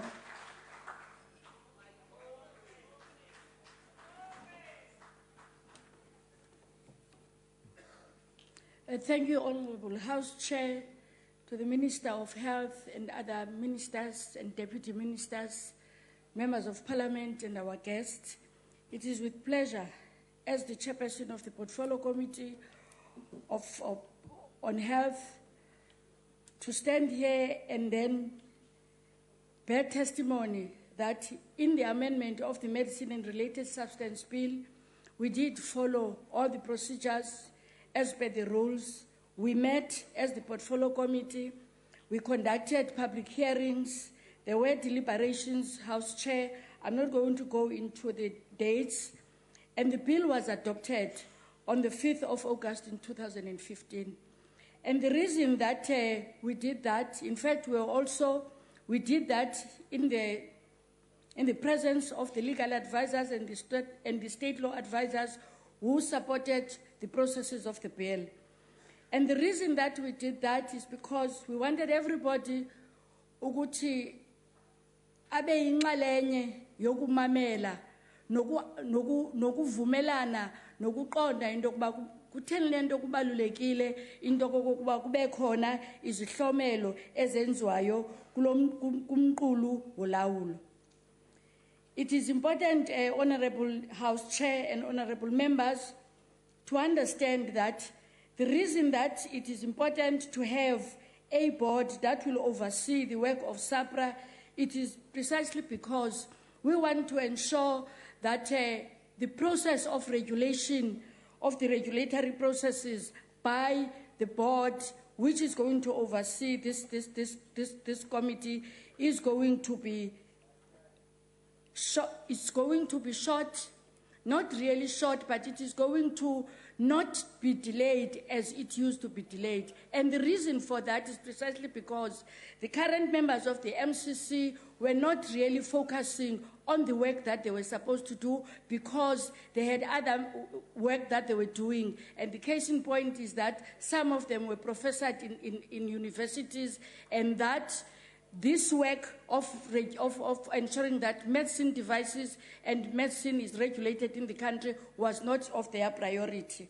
And therefore, we do think that it is going to be important that the House supports this so that medicines that are in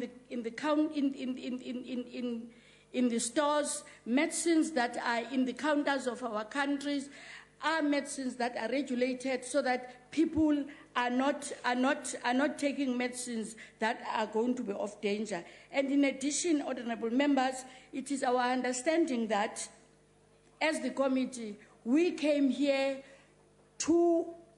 in relation to a section that was not included in the bill, which is section 18.8A. And during these deliberations, the committee recognized that the bill was silent and who should advise the minister on bonusing and pricing matters on the medicine and medical devices. The committee therefore proposed that the pricing committee be tasked to make recommendations to the minister in this regard. This will address the potential conflict between the mandate of the pricing committee and the board. And we do think that in so doing, that will also ensure that everything is smooth in terms of this bill. But we want also to say, in the committee, in the deliberations, all members of the committee never had a problem. It was never a deliberations that had some contentious issues. Everybody agreed, and the reason for that is because all of us had an interest of ensuring that people of this country, whom at the end are in fact beneficiaries of this process, are going to be safe and are going to be subjected to safe and good medicines and medicine devices. And with that, Honorable Chair, we think that we want, as the chairperson, I want to thank every member of the committee from all parties in this House in supporting this bill. I thank you. Thank you, Honourable Member. The next speaker is the Honourable James.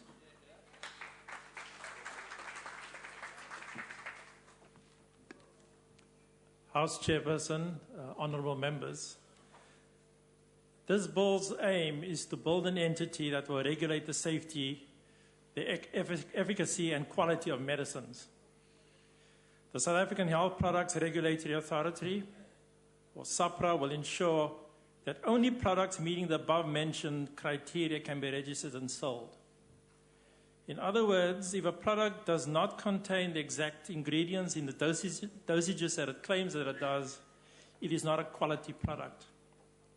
If it does not do what it claims to the body, it is not efficacious. And if it contains toxins or harmful substances, it is not safe. Proof is required, and it depends on claims made by the medicine in question. Clinical trials would be standard for most medicines, but dossiers would also work for others. Natural medicines from indigenous origins that are demonstrably safe, efficacious, and contain the chemical compounds the label declares that it does will be registered. SAPRA does not have the authority over everything originating from the natural world. It will only regulate products available in dosage form. Individuals can still use natural products in raw form. Freedom of choice can only be truly exercised if individuals have health-relevant information. The public needs to be protected from manufacturers who make claims about their products that have no basis in fact. Government also has a duty to protect South Africans from unsafe medicines and ineffective products. Ineffective medicines can delay obtaining proper health care, even result in death. Without proper monitoring, anyone can put stuff in a tablet, make claims about it, and sell it to an unsuspecting public. This bill's passage, colleagues, is a rare example of where evidence-based rationality prevails in this House. Rationality should also lead us on the largest stage to recognize that we must rebalance expenditure in the health sector. Public sector wages are crowding out hospital maintenance expenditures. The national health insurance grants should rather go on to building clinics and staffing them in underserved areas. What we've been doing is struggling to put health on a sound footing.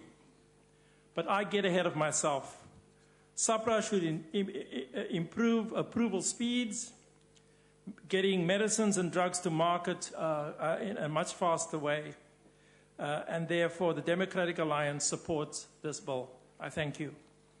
Thank you, Honourable Member. The next speaker is Honourable Chewani. Thank you, Honourable Chair. The Medicines and Related Substance Amendment Bill seeks to provide for the establishment, objects and function of the South African Health Product Regulatory Authority and to provide for the composition, appointment of chairperson, vice chairperson and members, meetings and committee of the board of this authority. The bill aims to replace the existing Medical Control Council, which is the current regulatory authority. The bill has the intention, according to the Department of Health, to speed up the registration of medicines and allow for mutual agreements with other worldwide drug registration institutions to enable the process of acceptance and rejection to take place.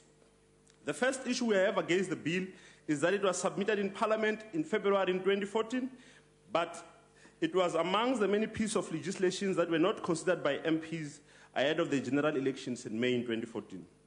This shows the laziness of the ANC MPs and their willingness to relegate the interests of the country in favor of the interest of the party. The honest assessment of the bill will clearly show by the very low standards the ANC has set for itself. This is a progressive, albeit limited intervention. The pharmaceutical industry has been, for some time, been one of the least regulated industries in the country. Any attempt, therefore, to bring about some sanity in this industry is welcome. But this being an ANC-led intervention, it should surprise no one that the amendment bill is inherently incapable of addressing the chronic problems of access to quality and affordable medication for majority of South African population. These challenges the AFF believes can only be addressed through a brave policy and law that do not take a piecemeal approach to reforming the pharmaceutical industry. This bill is such a sort of example of this gradualist reformation of the ANC seems to favor. This will be the 9th amendment of the Act, the 5th since 1994, so gradualism surely doesn't work. It is the shame that instead of overhauling the pharmaceutical industry, the ANC resort to a piecemeal amendment process of an apartheid-era law. These problems were correctly diagnosed by the EFF, and the solution lies in creating a state pharmaceutical company that will produce essential medicines without being bogged down by bureaucracy associated with intellectual property rights. The new regulatory body does not have powers needed to rein in the abusive nature of the pharmaceutical industry. For these reasons, we reject this bill because the little that is progressive about is overcome by the cowardice of the ruling party to bring about the pharmaceutical industry in line with the national aspirations. Thank you. Thank you, Honourable Member. The next speaker is Honourable Nkomo.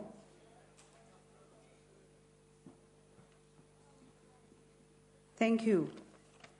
Firstly, I would like to state that the IFP supports this bill. However, there are certain issues which would like to be taken into consideration. South Africa deserves the right to be a sovereign over their own bodies. They deserve the right to use even traditional medicines, should they so desire. They deserve the right to continue to use natural medicines that have been used by humanity for thousands of years. This new bill definitely will need to take that into consideration when it comes to the use of natural medicines. This new bill as well, in its work, should not destroy the natural health medicines industry, and of which the IFP will be looking out for, because we do take note that in each and every street corner in town, we get these pharmacies now where they are distributing a lot of these natural medicines. Since the introduction of this bill, we are appealing to government that they should once again heed the call of our people, as our people are busy saying to them, listen to us, we are addressing the matter of these natural medicines.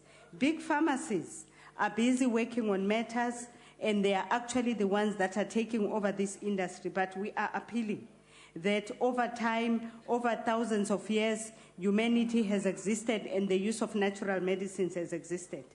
We are also stating that whilst we support this bill, we are saying, yes, of course, this new structure is going to be effective and efficient. Whilst it is doing that, let it take into consideration the whole nation as a whole. I thank you. Thank you, Honourable Member. The next speaker is the Honourable Sheikh Imam.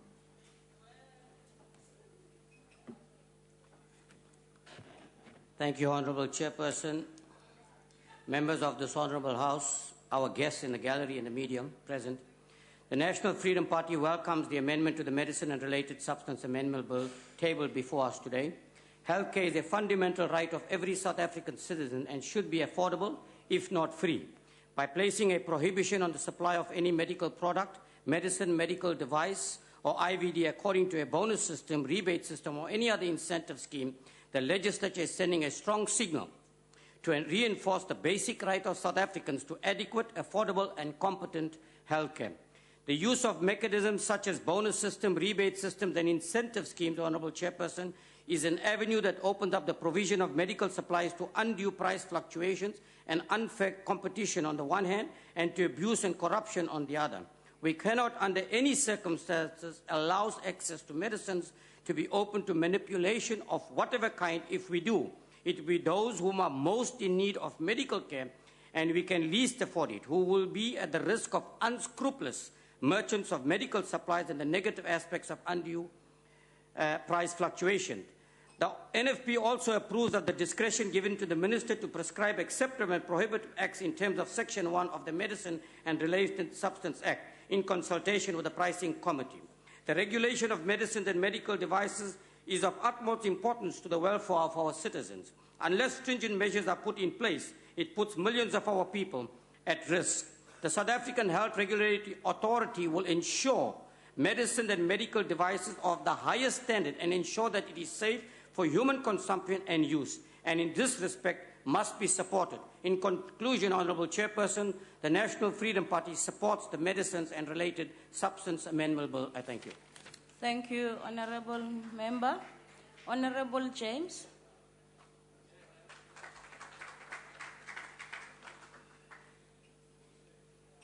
Thank you, Honourable Chair. The creation of a new health product regulatory authority for South Africa is long overdue. South Africans deserve to use health products that are safe, contain what manufacturers say they do, and work in the way those manufacturers claim they do. However, approving medicines and medical devices for the use of the public is just step one. It's no use to have an authority that approves drugs, but because of stock management issues at provincial and public medical facilities, these drugs are not available. This year, we saw a shortage of drugs like antibiotics, TB medicine, and antiretrovirals, to name just a few. Stockouts cannot always be blamed on circumstances beyond the government's control. Most often, it is a failure of supply chain management. In a parliamentary reply in June this year, Minister Motsoaledi refused to answer questions about the extent and the reasons for the reported stockouts. He also did not disclose what measures he had implemented to prevent further stockouts. He promised to give a full and detailed account to the Portfolio Committee on Health Issues. We are still awaiting. It seems the Minister does not appreciate the seriousness of this matter or his duty to account to Parliament and the country. I thank you, Madam. Thank you, Honourable Member. Honourable Musala.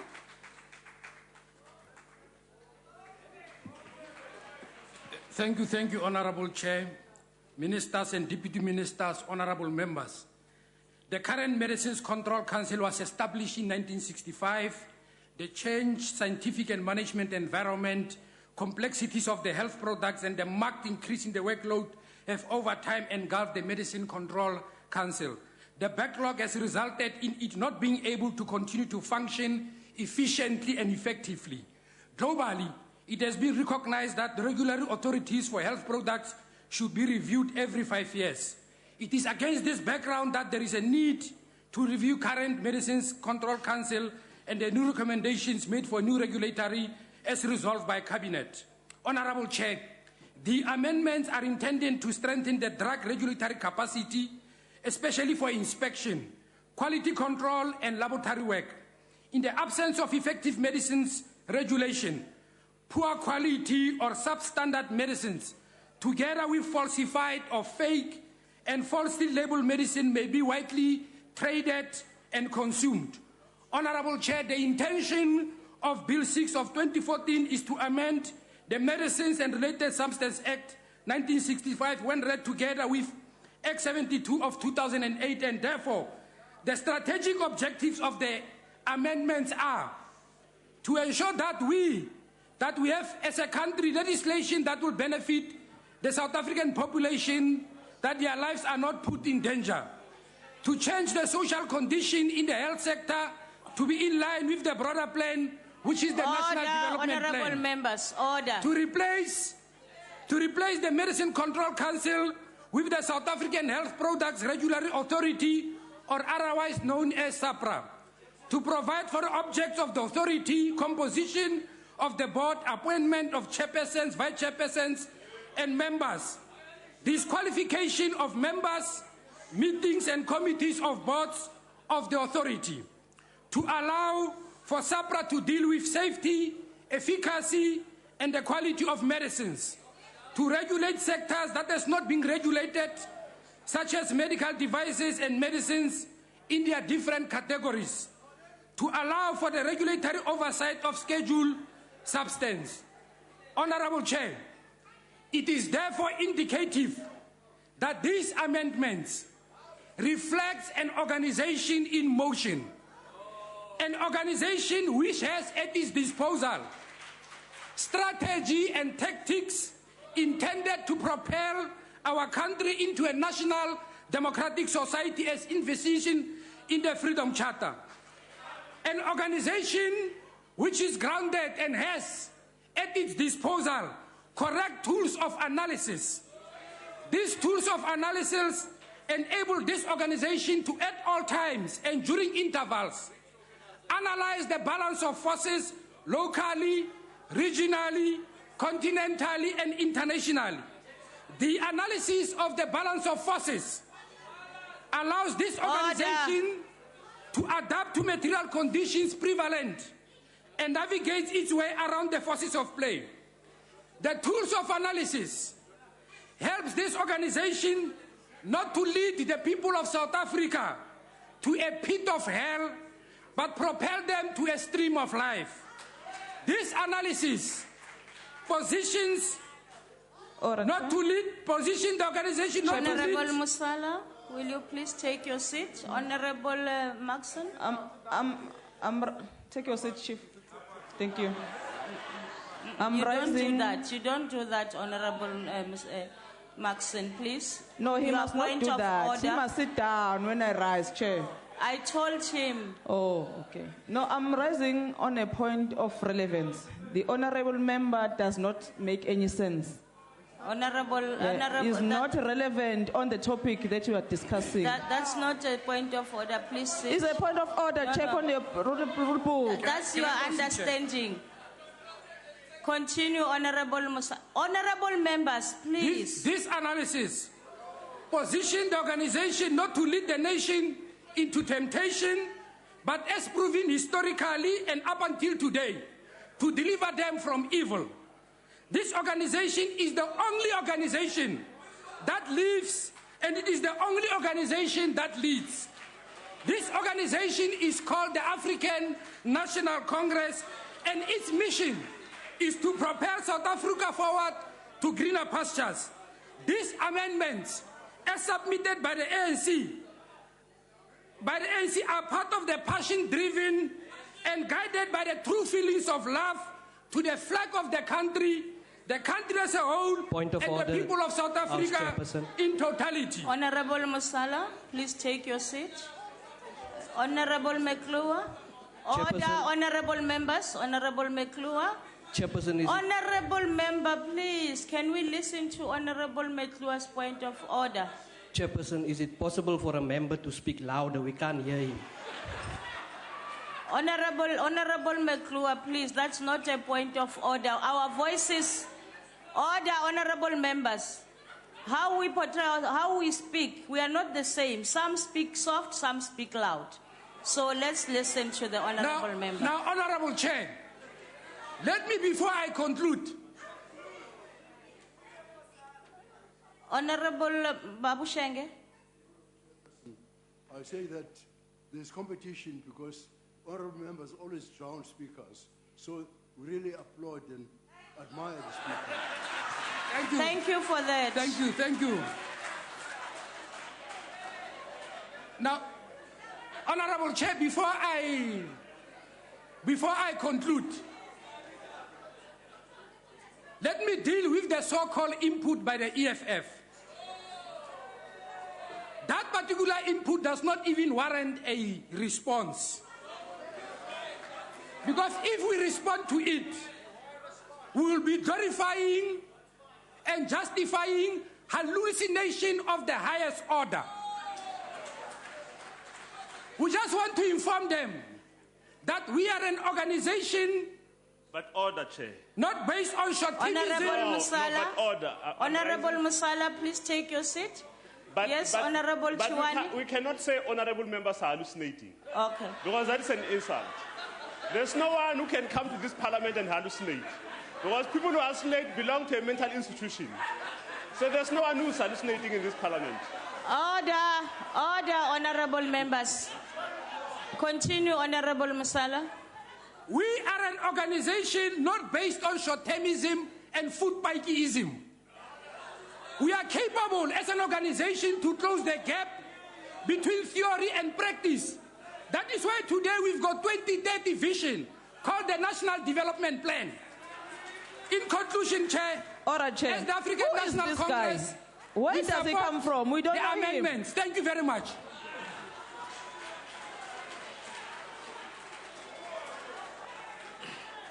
Thank you very much. Order, honorable members. Can we allow Honorable Duckley to continue with the debate? Order, honorable members. Honorable Duckley. Honorable Duckley, please wait. Chair. Please wait. I won't even hear the first word she says. Please. Honorable members. Thank you. Continue, Honorable Duckley. Thank you. To get back to the issue at hand, this legislation, which aims to strengthen regulatory practice and establish a new regulatory agency for medicines, paves the way for the Department of Health to replace the Medicine Control Council. The new agency, the South African Health Products Regulatory Agency, will bring scrutiny to bear on sectors of the market that have until now been unregulated, including foodstuffs, cosmetics, and complementary medicines. The ACDP welcomes the interim focus on the extensive training of regulators and the clearance of the backlog of nearly 3,000 applications, and that was a year ago, a workload which must not be passed on to the new agency. Delays, we understand, have been largely in the registering of medicines, mostly generics, and this has frustrated pharmaceutical companies and researchers and delayed crucial decision-making. The ACDP welcomes a key change which gives SAPRA's Chief Executive Officer the authority to appoint technical committees and report to a board of 10 to 15 experts. As the bill provides for SAPRA to sit outside the civil service, unlike the MCC, which is housed within the Department of Health, this will leave the agency less vulnerable to political interference. We understand the change is intended also to attract top skills and experience to the agency by offering salaries higher than those prescribed for civil servants. While critics are concerned about the bill's intellectual property clause in terms of the secrecy, it is important to note that those needing services supply a great deal of intellectual property that must be guarded. Health professionals say that they would have liked to see provision for the authority to make use of overseas reports, such as the USA FDA and the EMA, European Medical Agency, in the evaluation of a dossier. The ACDP hopes that this bill will realize its goal of vastly improving the present situation. The ACDP supports this bill. Thank you, Honorable Duckley. Honorable Folmick.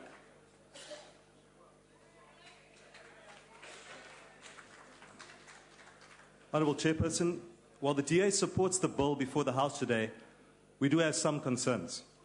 Specifically, we believe that the South African Health Products Regulatory Authority, or SAPRA, which is envisioned by the bill, is at risk of faltering before it even starts unless an effective staffing plan is in place.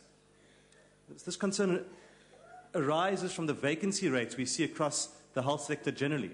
In a 2013 survey by the South African Institute for Race Relations found a 56% vacancy rate for doctors and a 46% vacancy rate for nurses in the public sector.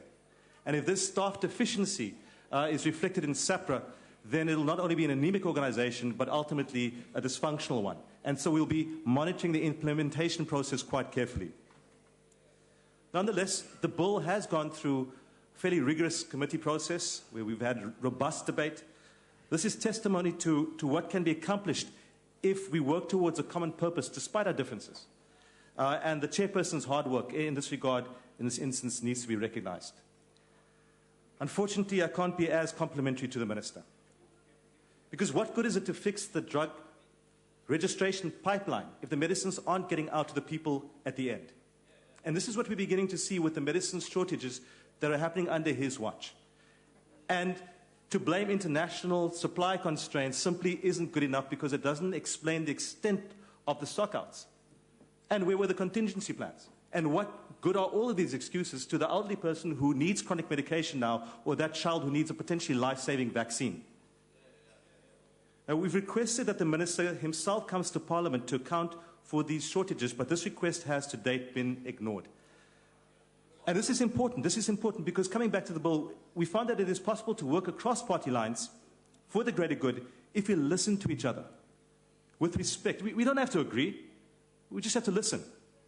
However, this basic principle of multi-party democracy appears to have been disregarded by the Minister and far too many other instances now.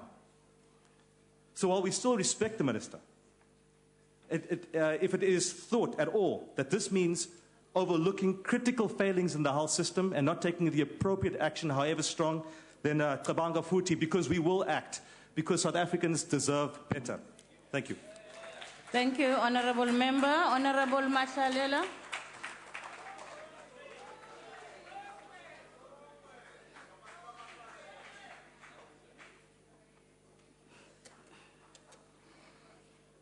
Honorable House Chair, members of Parliament, ladies and gentlemen.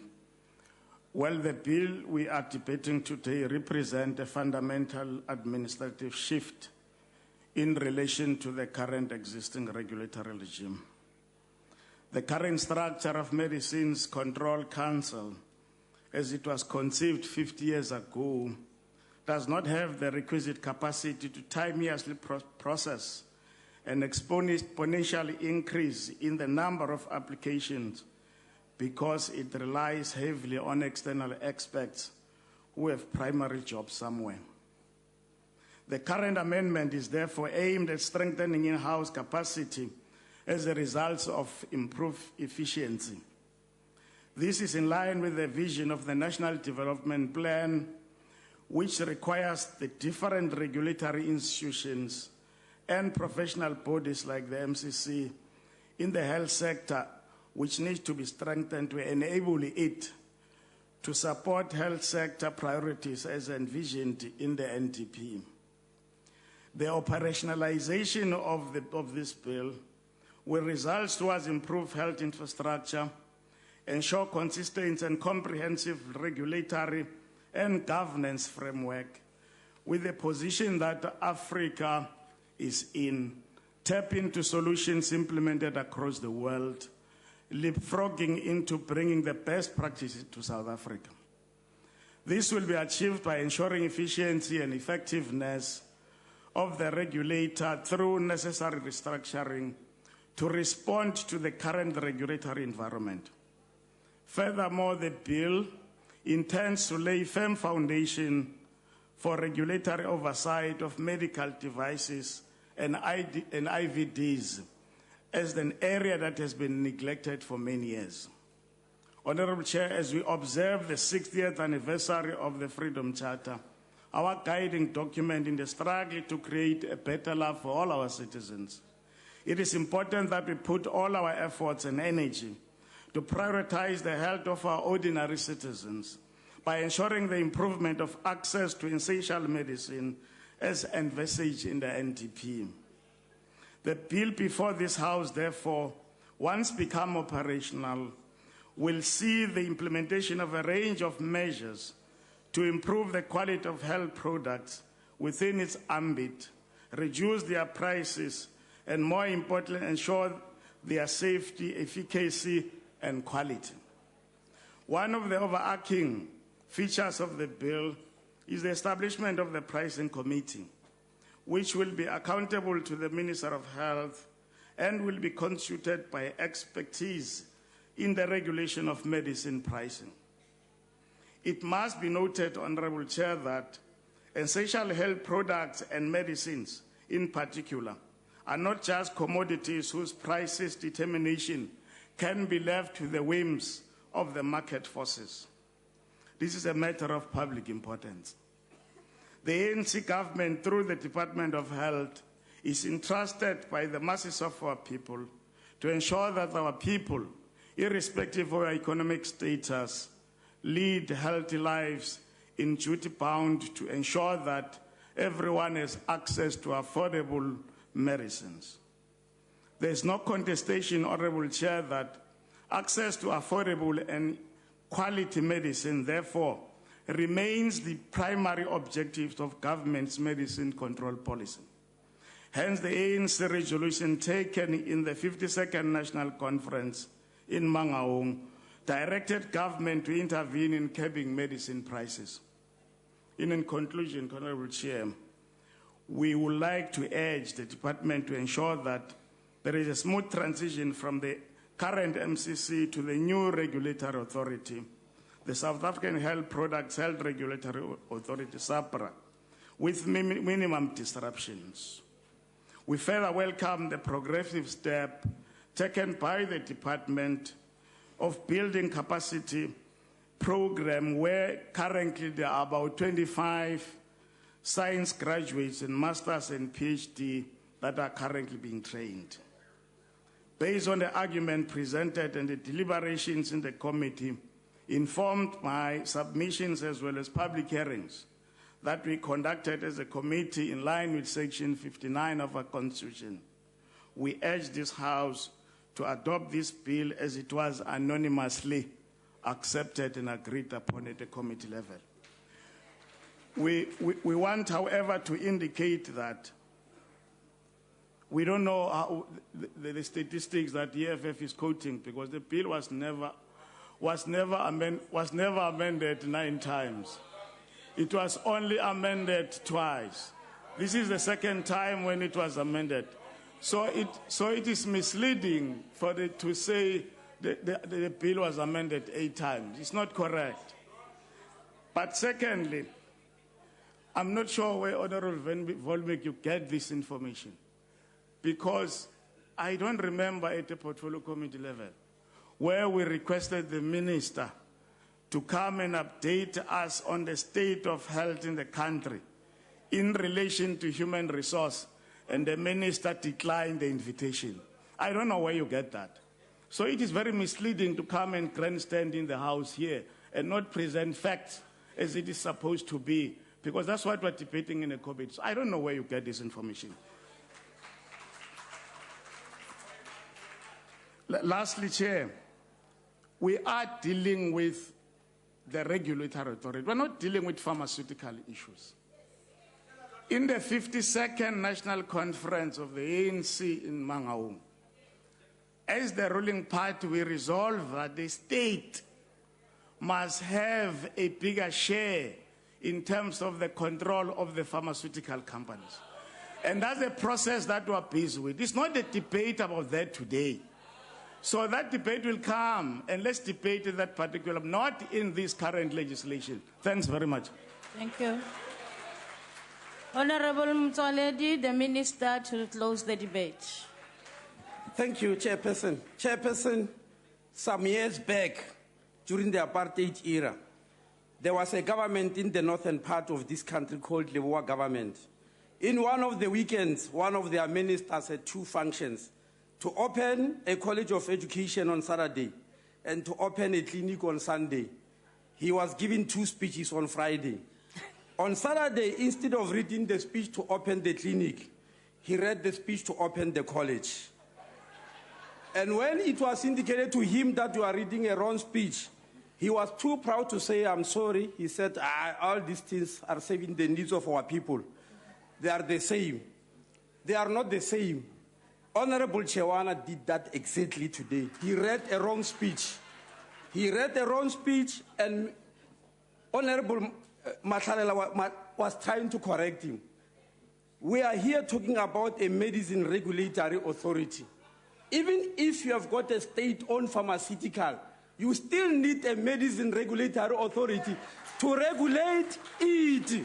Yes, Europe has got, but on a point of order. Europe has got European Medicine Agency. Honorable Minister, just take your seat. Honorable Chiwani. I do not know.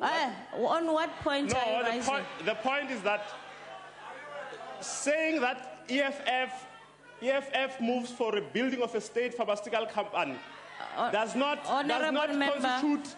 constitute to speaking about a wrong speech when we are discussing a regulatory authority on medicines. It cannot be a wrong speech. Honorable Member, thank you. It cannot be a wrong That's an explanation. I allowed it. No, thank you. I needed to address that the minister is out of order by saying... No, on the explanation side, I allowed it. Thank you. Sit down. You, Honorable Member, read the wrong speech. Can you please switch the mic off, please? Honorable Member read the wrong speech. He said instead of a regulatory authority, we need a state-owned pharmaceutical. Even if you get it, you still need a regulatory authority. Europe has got European Medicine Agency. USA have got Federal Drug Administration. Switzerland has got SwissMed. Australia has got TGA, Therapeutic Goods Administration. Zimbabwe has got MCAZ, Medicine Control Agency of Zimbabwe. And you say South Africa must get a state-owned pharmaceutical. Honorable Malema, I heard you cracking a whip for somebody who slept on the job in NCOP. That one is worse than sleeping too. Please do something about it. It's worse than sleeping what he has done. He should have rather gone to sleep than say what he said. Honorable, your time is up. But Honorable Chair, on a point of order, the knee-jerk...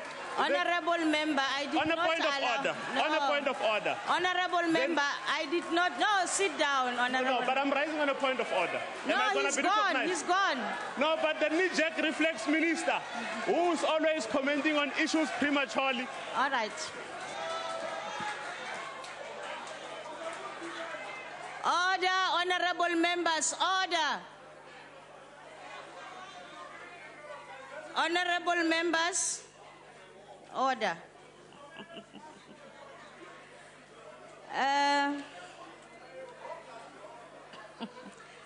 Honorable members, order.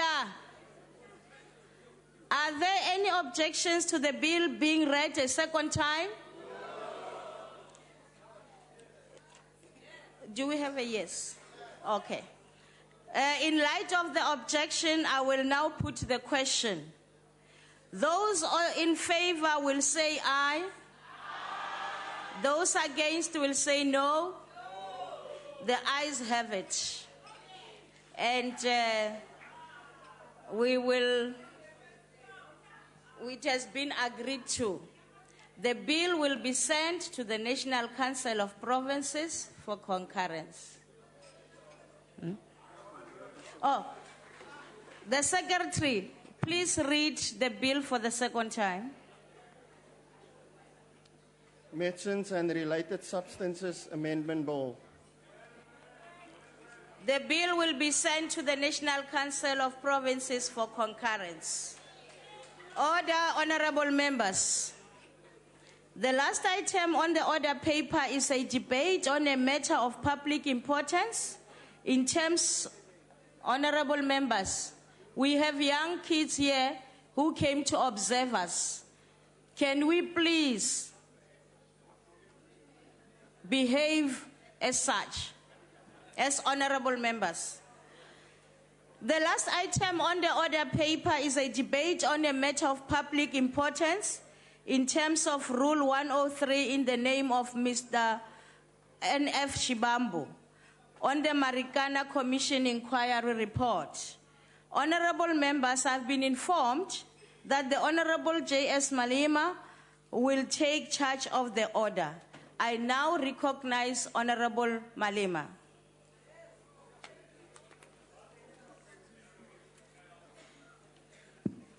Thank you very much, Madam Chair.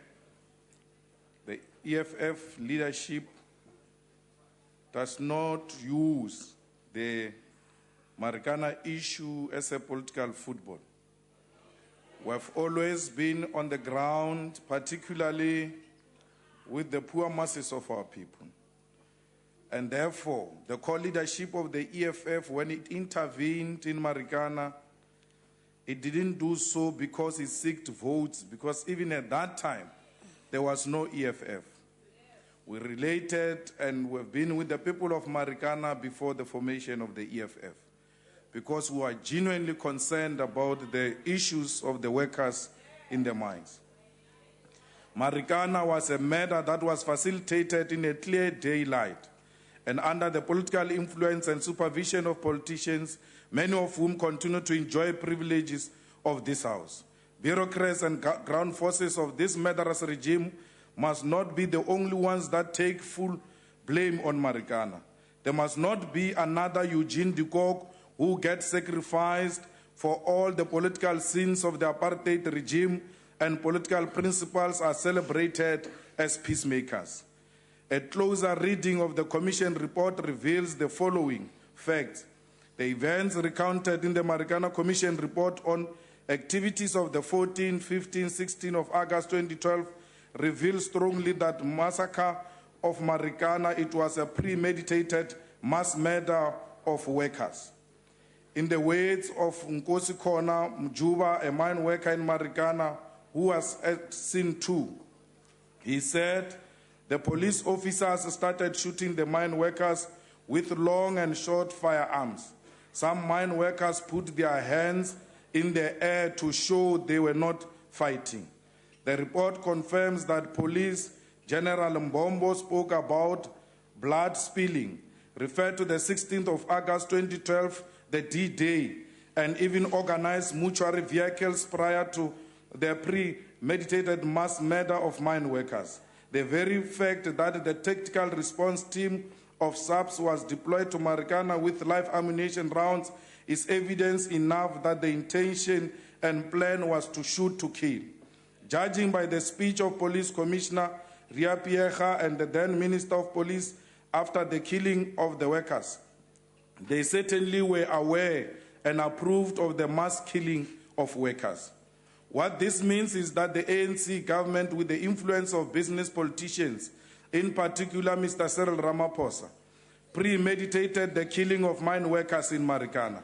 They engaged in what in law is known as conspiracy to commit murder. Point of order. Mr. Cyril worker Mandela Ramaphosa played a certain role in influencing the police to take concomitant action against the workers. Honorable Malema, there's a point of order, Honorable Malema. Management. Honorable Malema.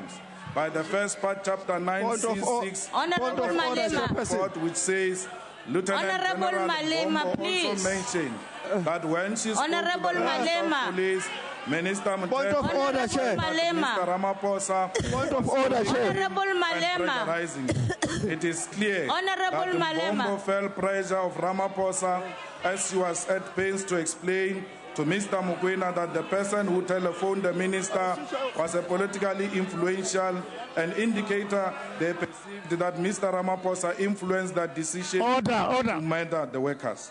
The commission also accepted that Mbombo took into account irrelevant political consideration the situation at Marikana. She did not want the mining companies to be seen to be supporting AMCU. She did not want mining companies. Honorable Malema, your time has expired. No, my time has not expired. It has. Once it's read, it means it has expired. You are interfering with my Honorable Malema, I asked you to sit for a point of order. You refused. I didn't hear Now my time, I say your time has expired. But I didn't hear the point of order. I was dealing with You did not serious matters. I respond. didn't hear Honorable those things. Malema, Honorable Malema, please, there is a process in this house, and we all accept the rules of this house. And I asked you to sit down so that I can take the point of order. You ignored us and continued. Now your time has expired. Please. Thank you, Honorable Chair. Thank you. Honorable Khadebe. Thank you, Honorable Chairperson. Yes, Honorable Khadebe. The departing member here has referred to the Honorable President, Cyril Ramaphosa, as if he has planned the murder of the Marikana workers. It is out of order. He said he's a murderer. It's out of order. I think that you must take decisions around that. Okay. Thank you. I'm going to make sure that we listen to the Hansard because there was a lot of noise. I couldn't hear it, and then we will rule on it. Thank you very much. Honorable Shibambo? No. Wanted to clarify that there's nothing wrong. No, that's not a point of order. Wanted to clarify that, gentlemen. Honorable, that's not a point of order. When people premeditate murder, thank you. Can I now call Honorable Bierkman to the podium?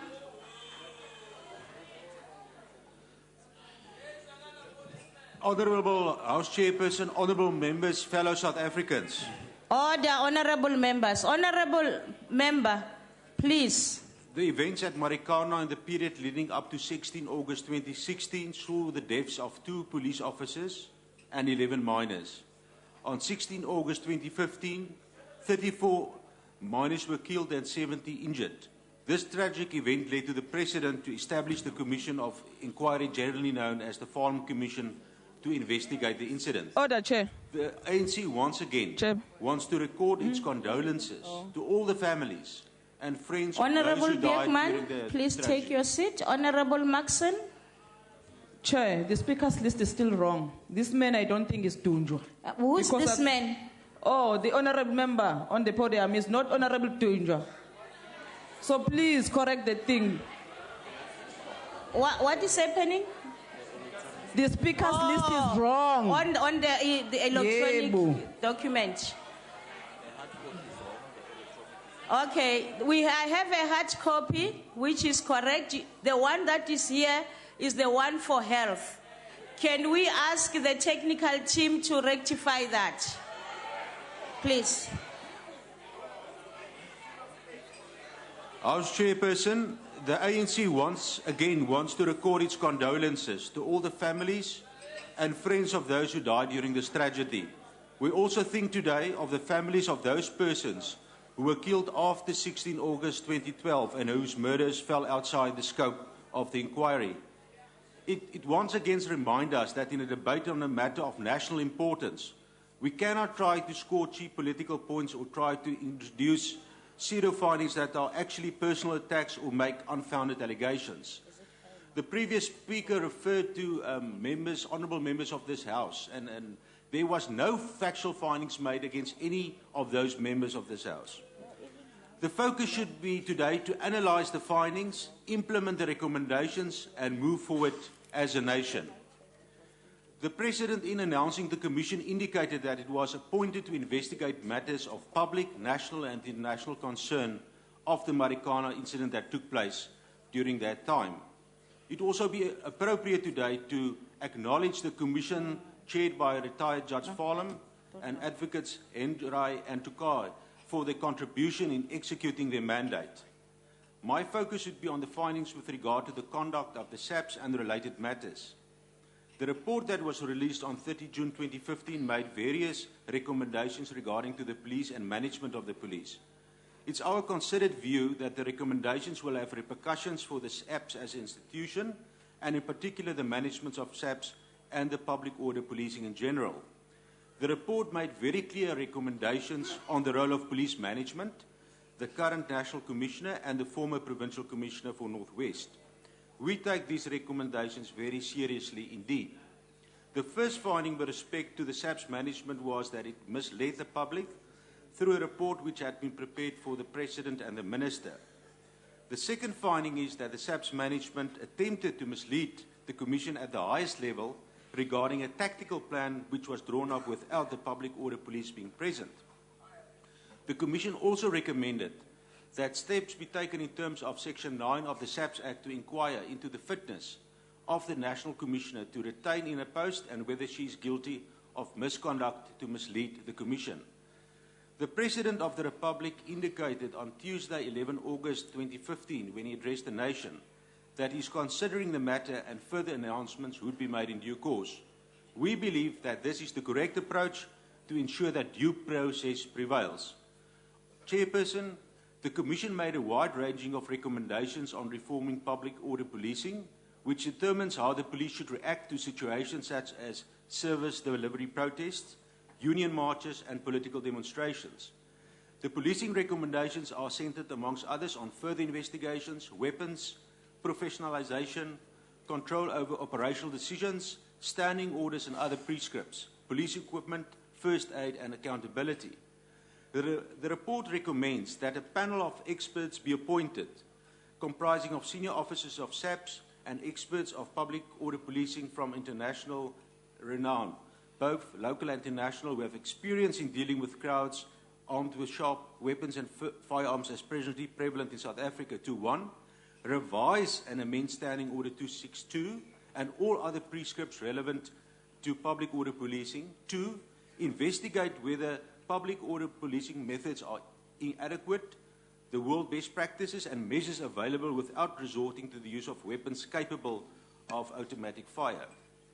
Having done so, to implement a training program where all public order policing members are extensively and adequately trained in such measures and methods. We agree with the recommendation that in public order situations, operational decisions must be made by an officer in overall command with recent and relevant training, skills and experience in public order policing. We agree with the endorsement of the National Development Plan by the Commission and its recommendations for SAPS to implement, inter alia, the Code of Conduct that should emphasize the fundamental duty of SAPS to be accountable for the use of force and to account honestly to the public. And no officer may be appointed to high ranks until they have passed the appropriate training for that rank. The principles recommended by the Commission ties in with the approach adopted by the government in addressing the legacy of the past. In 1994, the democratic government highlighted the inappropriateness of the apartheid policing methods and introduced a process of wide-ranging reform towards civilian policing, including the Constitution, the SAPS Act, the National Crime Prevention Strategy of 1996, and the 1988 White Paper on Safety and Security. An important policy initiative to fast-track police reform is the White Paper on Police, which was tabled in 2014 and what was recently discussed in Parliament.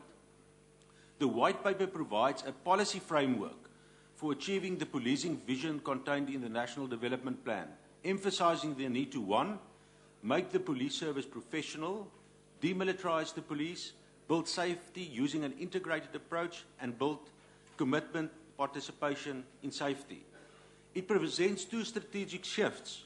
It separates the police-focused policy from a broader policy on safety and security. Furthermore, it provides a framework that will regulate the SAPS as part of the broader public service and enhance effective civilian control over the SAPS. The approach is that the 21st century policing requires a professional, well-resourced and highly skilled police service. Demilitarization of the police service should return policing to the ideals of the Constitution and in line with the recommendation of the NEP. A demilitarized police service that displays a firm commitment to carrying out constitutional mandate and embracing a human rights culture. A civilian police service must be responsive to the diverse communities and display an approach to policing that is fair and accountable. It also includes community-centered policing that builds trust. The Honourable Minister of Police have announced that he will brief the Portfolio Committee on Police on 26 August 2015 with regard to the implementation of the recommendations of the Farm Commission insofar it relates to SAPS.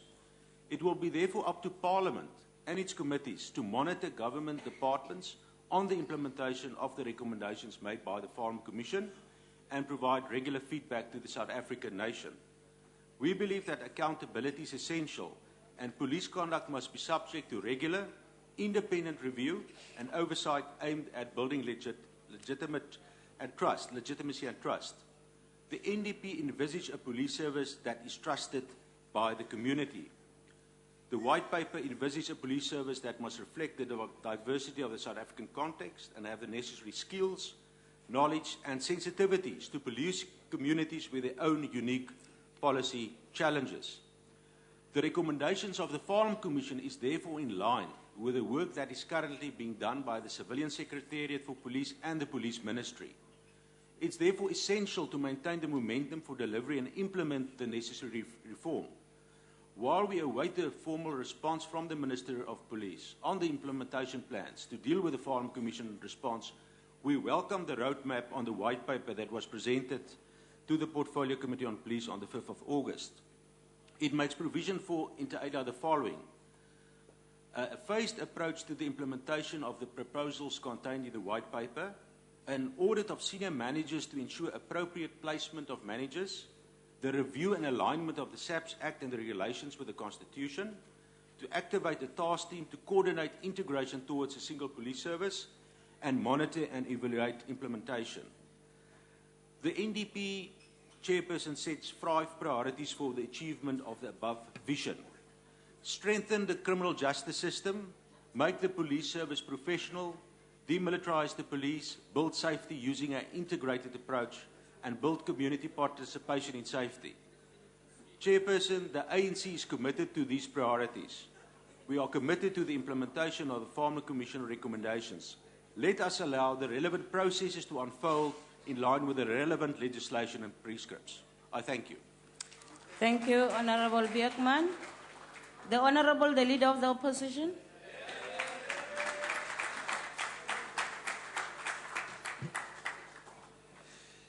Thank you, House Chairperson, honorable members, visitors in the gallery, Bagaetsu Dumela.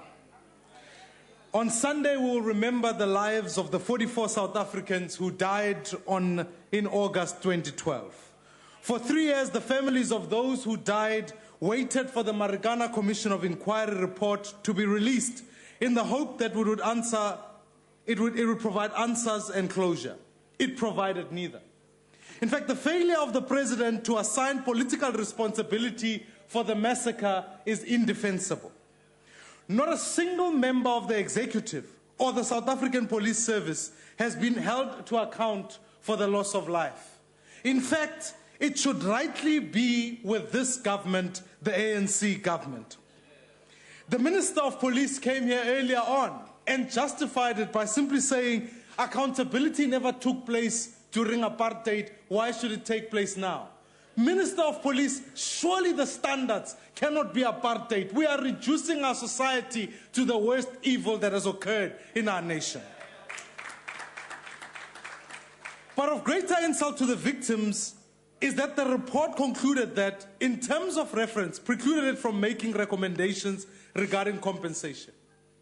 Instead of taking a decisive stance in the interest of justice and compassion, the president simply passed the buck. This week, the families of the 37 miners killed at Marikana filed a civil case against the Minister of Police claiming compensation for the loss of their loved ones. They've been forced to do so out of necessity. Those men who died on that day were not only miners, they were breadwinners, they were caregivers. Those 37 miners supported 326 dependents between them. They were striking for a living wage to support their extended families in the Northwest, in the Eastern Cape, in Gauteng, Lesotho and Swaziland.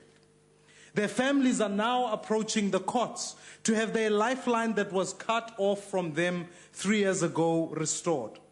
They're not making excessive demands. They're simply asking for compensation for the direct loss they suffered in August 2012, including the loss of financial support expenses related to trauma counseling, and the loss of family life. Essentially, all they're asking the court to do is to put value on the life of a minor. But those minors were worth more than the income that served as a lifeline to their families. They were fellow human beings with dreams and aspirations who worked and lived in often unbearable conditions because they cared for their loved ones. They died for their dignity, and so they cared about would have been opportunities that many of them did not have. There's something fundamentally wrong with a system that now leaves these families at the mercy of the legal process, which could take years to conclude simply to put food on the table. The irony behind all of this is that the Marikana inquiry cost 153 million rands to reach a set of conclusions that didn't certainly allow for the president to bring justice, closure, or compensation.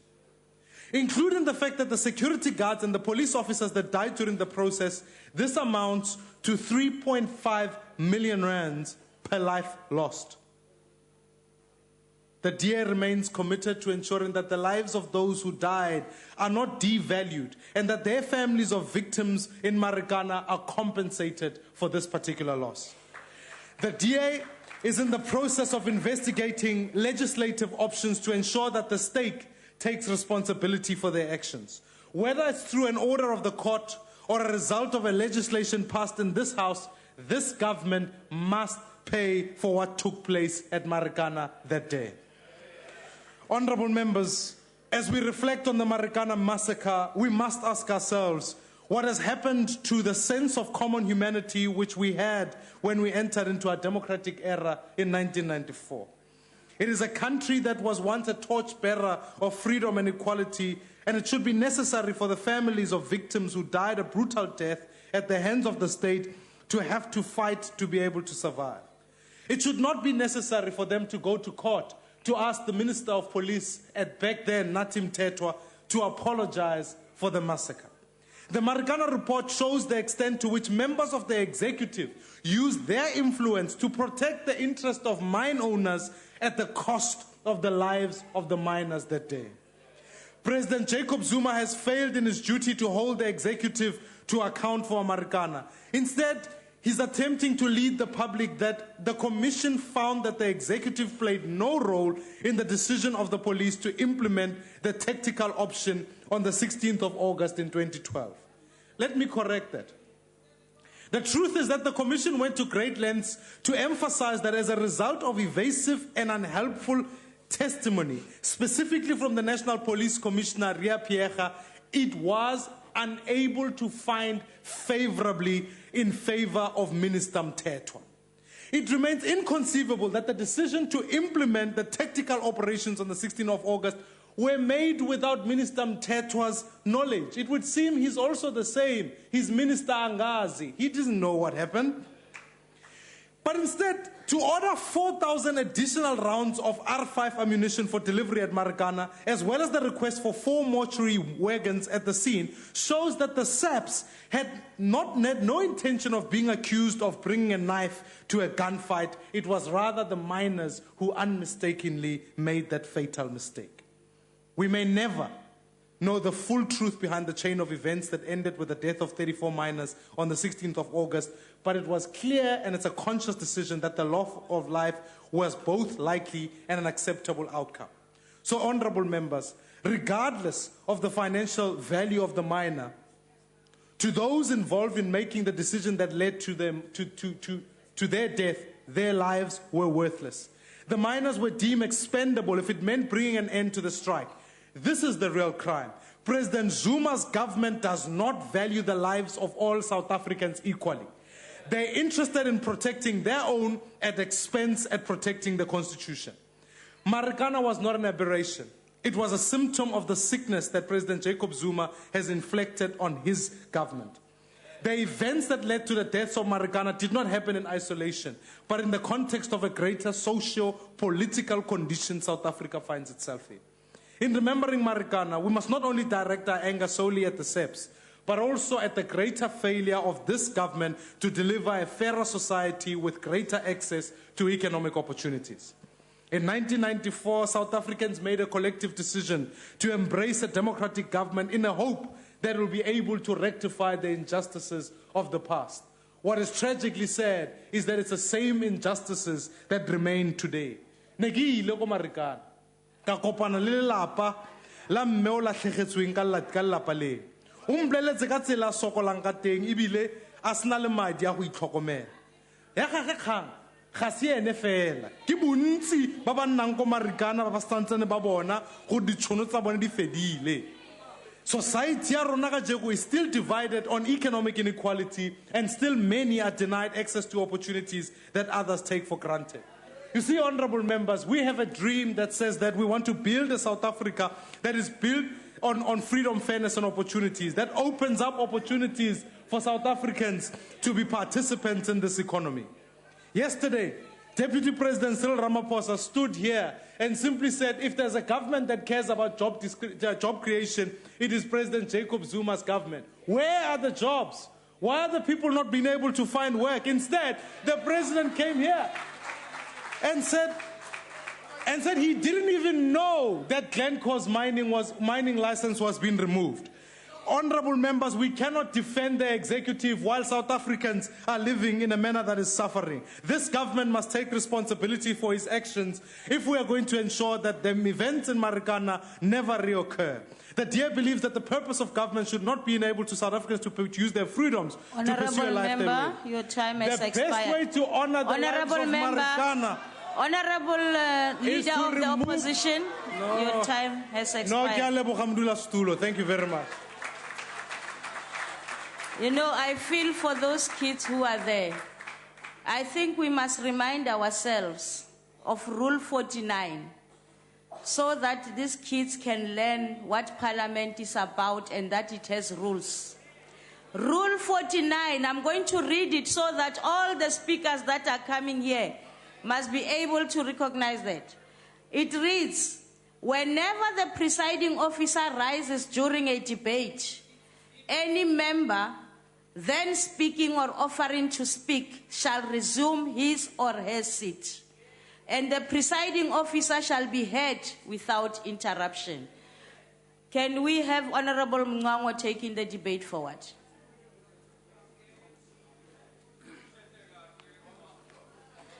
Thank you very much, Honorable Chairperson. This report is actually tantamount to a whitewash of culpability in respect of any senior political or police force official. It is an order to exoneration for those that are deemed more equal than others. Make no mistake, Marikana was a great and horrific tragedy, and one that should have never occurred. It leaves in the wake a long trail of broken families and communities. The question is, what needs to be done in order to prevent another Marikana from occurring? Firstly, we must scrutinize and reform our SAPS training in public order policing in accordance with the standards of international best practice. SAPS officers at Marikana, through their decisions taken, revealed a disconcerting level of inadequacy for the task at hand. Bad decisions were made and people paid the price with their lives. Secondly, leadership. And this goes as well to the current poor state of morale currently found in our SAPS personnel countrywide. Leaders must be fit for the purpose of the office which they hold. The office of the National Police Commissioner is no place for anyone but a career-seasoned police official. Civilians have no place in such office. The Inkatha Freedom Party has time and again called for the Honorable President to remove the National Commissioner of Police, Ria Piecha, from her post, citing her not being in any way fit for the office which she holds, as can be evidenced by the actions she ordered during and the statements she made in the aftermath of the tragedy. Accountability and responsibility should also have been taken by the Minister of Police and the Minister of Mineral Resources. Why was the situation at Marikana allowed to become as volatile as it did? Why did it take the government so long to intervene? Why was there insufficient mediation? We agree that there must be a full and further investigation by the National Prosecuting Authority under the direction of the Director of Public Prosecutions, with a view to ascertaining criminal liability on the part of all members of the South African Police Services who were part to the events that unfolded and in which minors lost their lives.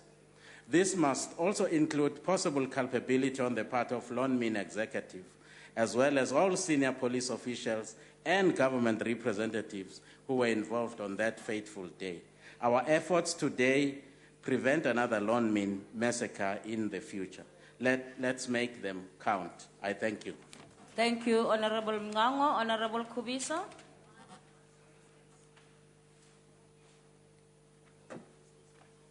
House Chairperson, thank you very much, honorable members. The NFP sees no closure of the chapter of the Marikana saga in the foreseeable future. We see no healing of wounds, no soothing of pain suffered by workers and families, and nothing said about compensation of the families and workers, some of whom will forever remain physical and disabled and psychologically scared. It is abundantly clear from the report that the top police management were found to have been complicit in giving instruction to senior police officers, their subordinates, and also directors or brigadiers about the actions the latter needed to take. These actions resulted in a dismally poor handling of the situation, rife with carelessness and negligence, and actions which ultimately led to the Marikana massacre. The NFP finds it appalling that the families of the deceased, the workers, and particularly the workers that were injured, still have to endure the pain and agony because panels and meetings are still going to sit to adjudicate on matters of how the Marikana report is to be taken forward. An astronomical amount of 153 million, which was spent on the investigation and compilation of the report, and the report for the commission, it was spent and still going to be wasted. A lot of time was spent too. 300 hours in total. 300 hours in total. Yet nothing is said about workers and families' compensation because the terms of reference of the commission were not wide enough. The agony, the torment, and the pain of the families and survivors will be extended because the National Prosecuting Authority has to conduct further investigation since no one is held accountable for the Marikana matters. The NFP is also cautious to accept the findings of the report, which absolves the executive. In particular, we are questioning the exoneration of the then Minister of Police in this report. In her testimony to the Commission, Commissioner Piega alluded to the guidance of the executive, and this inadvertently points to the possible ministerial intervention. We believe that this aspect was not fully explored or dealt with in the report. If one looks at the entire report, one can safely but sadly say the families of those who died at Marikana are once again denied justice. Lone Min is also implicated in the report for its failure to deal efficiently with the issue of salaries, which set aside the stage for the tragic events which were to unfold. We believe as the NFP that the salaries of mine workers must reflect the value of the labor's contribution to the wealth generated by the mining operation in an equitable proportion to benefits. In addition, Lone Min has not pronounced on compensation. Neither has the state. For the NFP, we think and we feel the issue of compensation and families is paramount. Let's pay for them. They suffered, and we need to do that. All parties must talk about that. Thank you. Thank you. Honorable Filtani.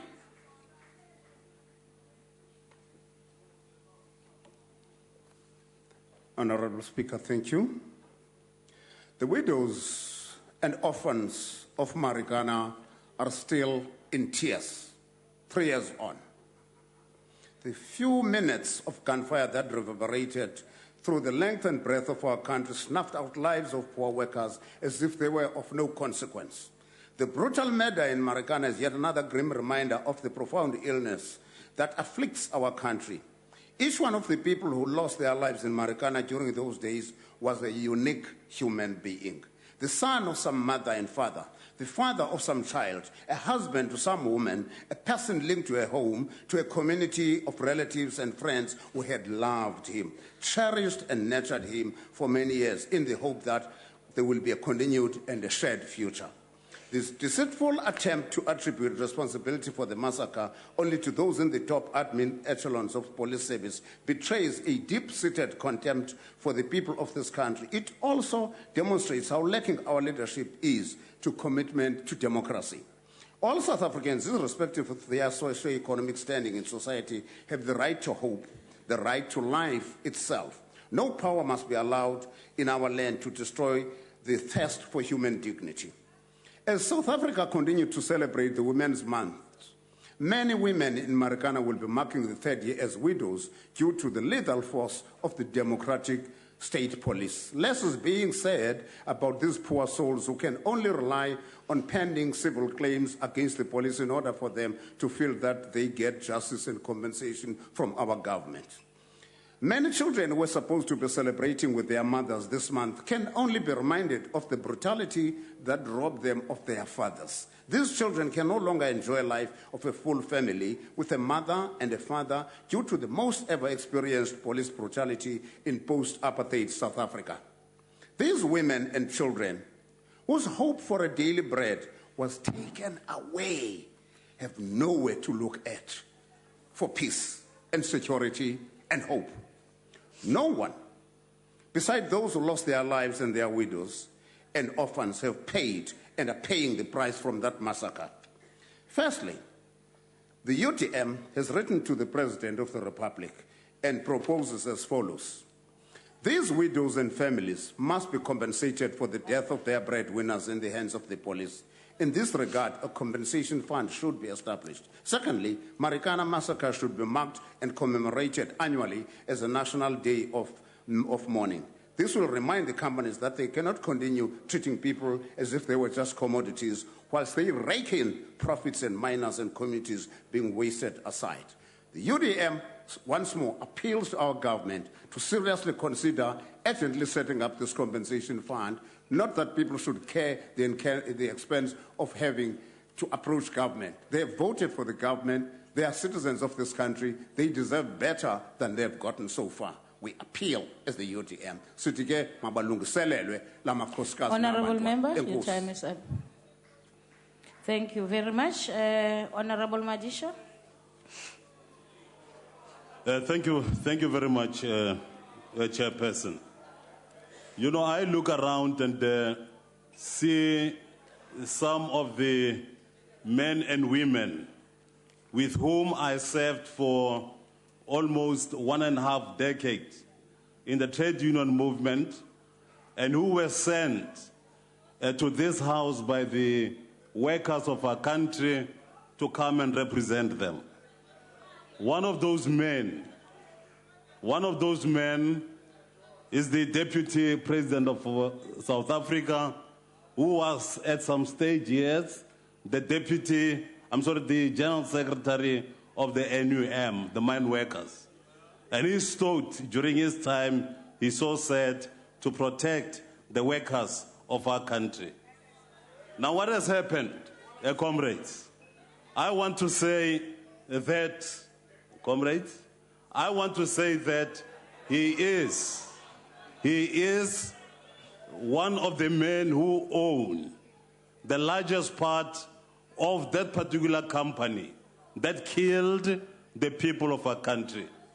And today, as men and women, not only in this house, but throughout the country, are crying because our children, those people who are there, men and women, don't know what is going to happen to them tomorrow. I look on my right-hand side and see, I want to emphasize, I can actually point out at some of the men and women with whom I sat in the executive. And I'm extremely disappointed. Now, I want to say that there are a number of things that have got to be done. we demand that the Marikana victims get housing. Yes, I agree with EFF, yeah. They must indeed get housing. Those people, 500,000, not one bag, 2 bags, not actually 500, but 3.2 million rand, for your information. Now, I am saying that the people in Marikana must get housing. I am saying that the people in Marikana must get proper education facilities. Hope says that people in Marikana, the injured in particular, must get continued assistance medically, and all the remaining people, the injured, not only in Marikana, but even beyond our borders, have got to Honorable be assisted. Mokoni.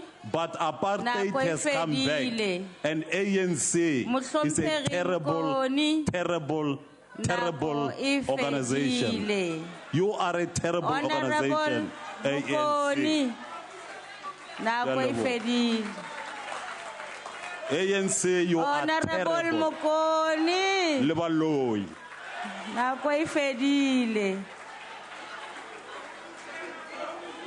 We call on Honorable September. Chair. Oh, Honorable September, you can just take your seat. Let me take Honorable Member. Chair, it can't Order, Honorable Members. It can't be parliamentary for Honorable Madisha to call ANC members witches. Can't be. What is Batagat is Baloi. It can't be parliamentary. Can't be.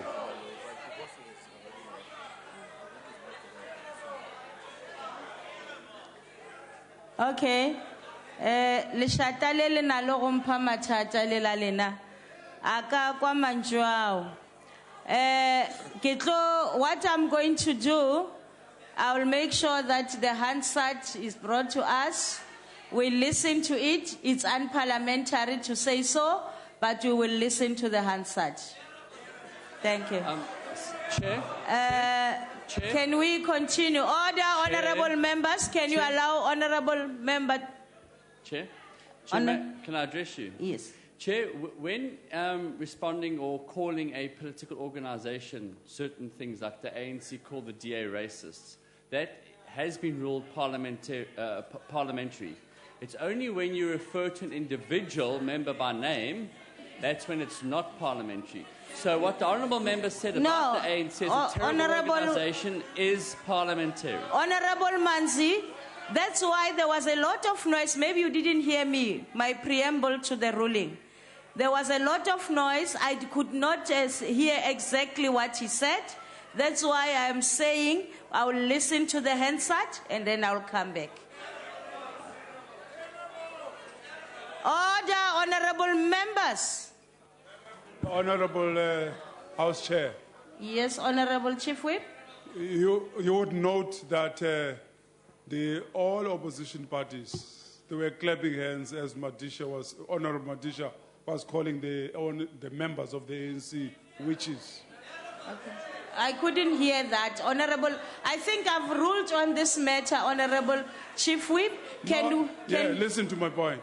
Okay.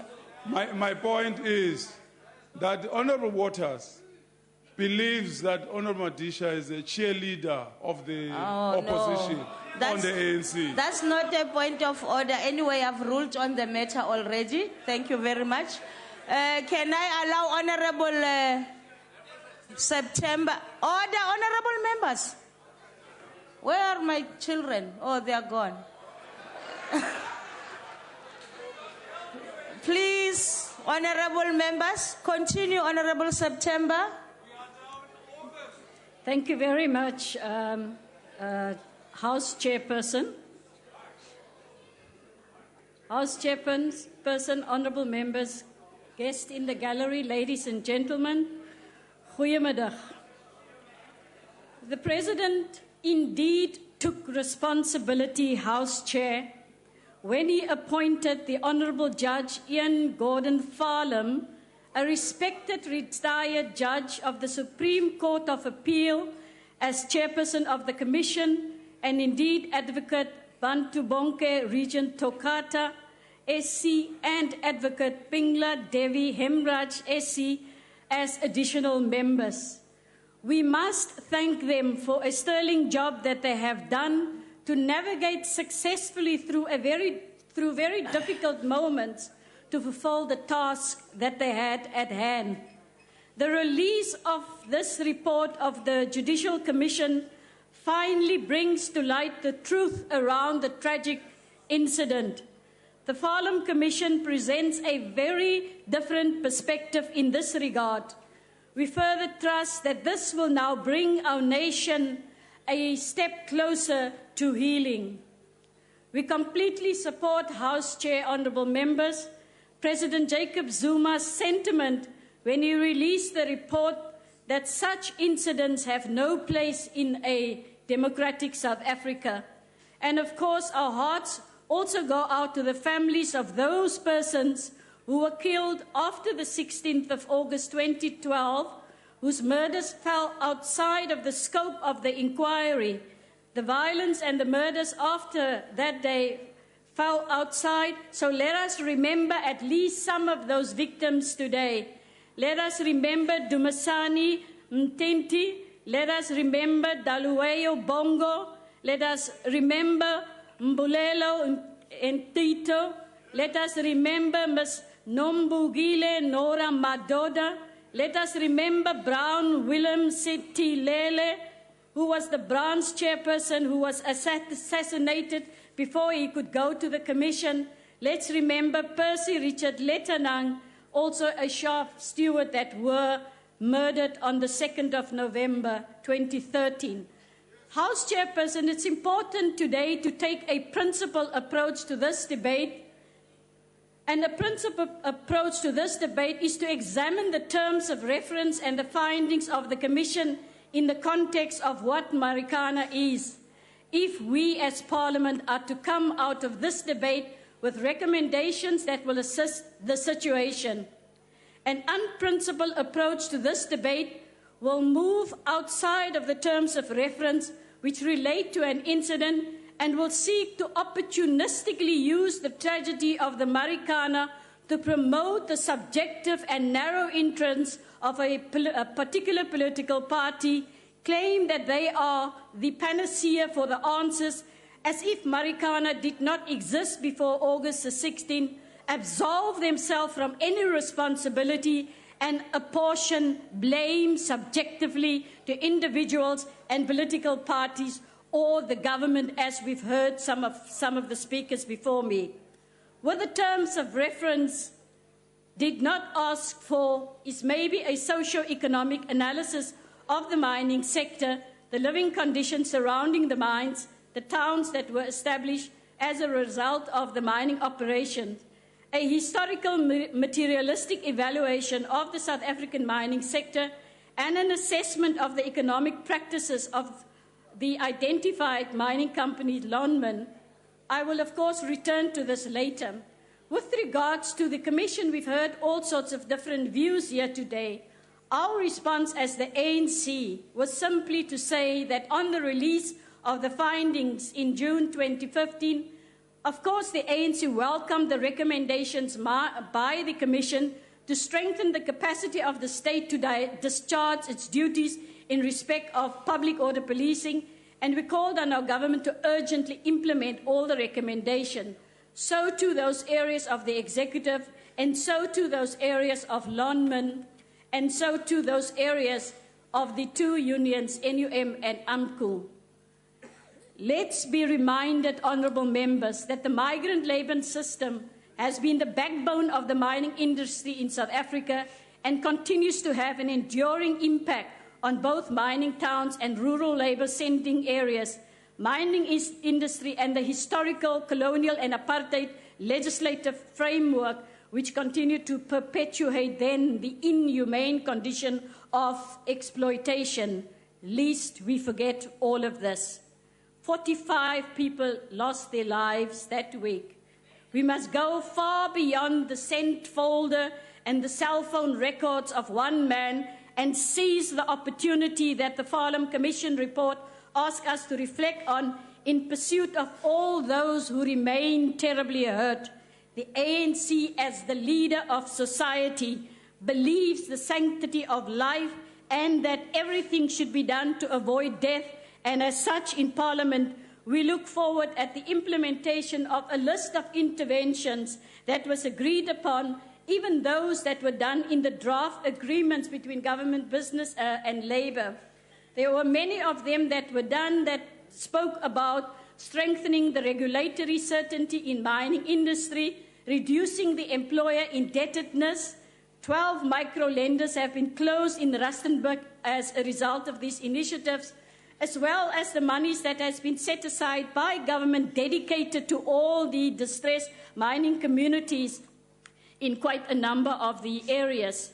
So too, the socio-economic conditions are facilitating both large and small-scale industrial projects in 15 mining towns.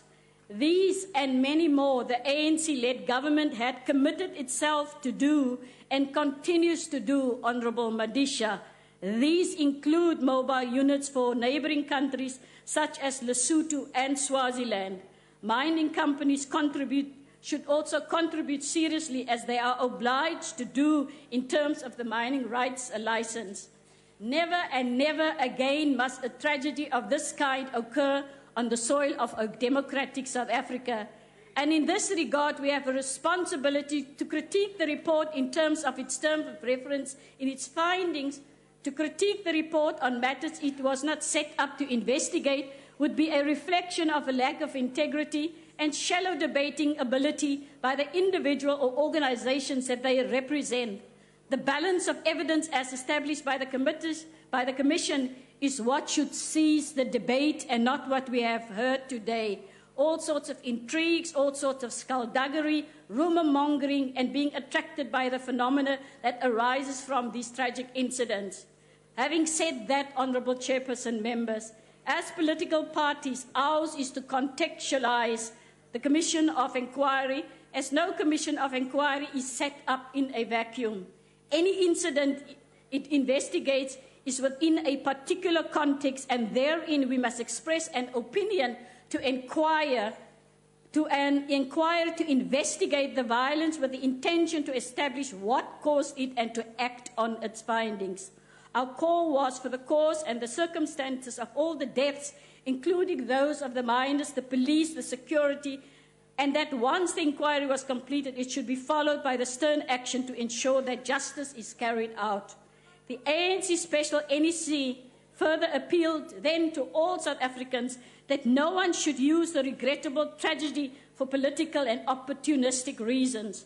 The ANC will commit and continue to commit itself to work with all stakeholders and communities in the ongoing development of the mining communities. We reaffirm the importance of organized labor, fighting for the improvement of working conditions of mine workers and restoring their dignity as human beings, and reassert the importance of unity and working together to protect the rights of organized working class who themselves remain vulnerable in society. This strategy cannot be used to further divide our country. If anything, Honourable Chair, Honourable Members, we should seek to unite our people to ensure that such never happens again. The right to peaceful strike action in South Africa is sacrosanct, and we welcome the recommendations by the Commission to strengthen the capacity of the state to discharge its duties of public order policing, amongst others. We call on government to urgently implement all these recommendations of the Commission. I thank you. Thank you, Honourable September. Akhbara Letswart. Thank you, House Chair. House Chair, the ACDP has noted the report in which Lonmin, trade unions, AMCU, NUM, and the SAPS have been singled out for criticism by the Commission.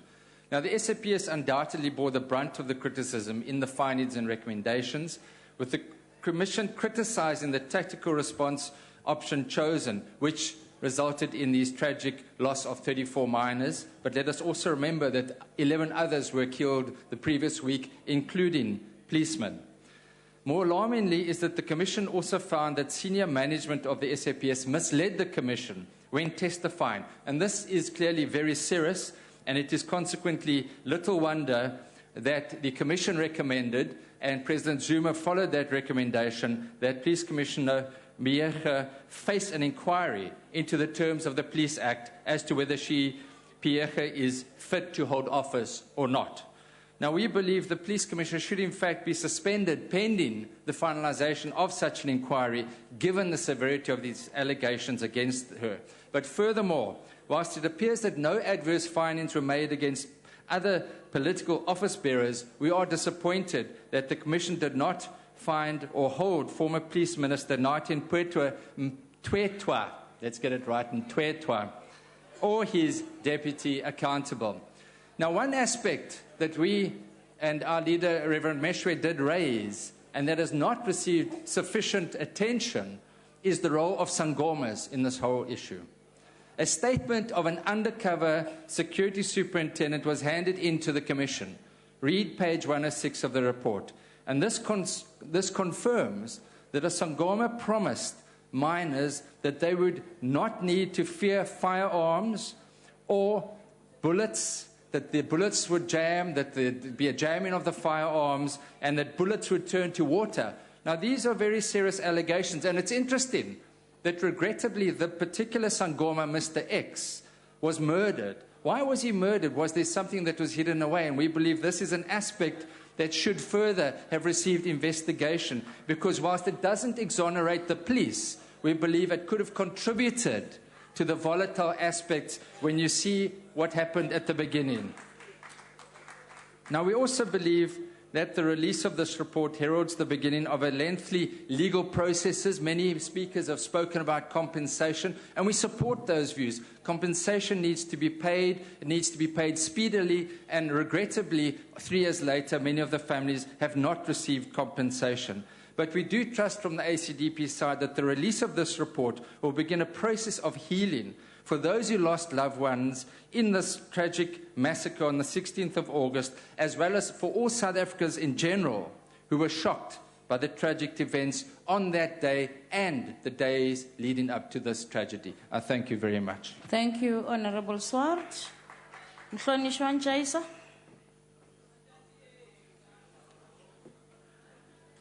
Thank you very much, Honorable Chairperson. I think I've got to be very much careful here so that I can be loud back to that corner. Otherwise, if I speak anything that is not in accordance, then I won't be loud back to that corner. Honorable Chairperson, the people of Marikana, more especially the affected one, wanted some immediate steps to be taken to address that issue of Marikana. The report apparently seems not to have done that.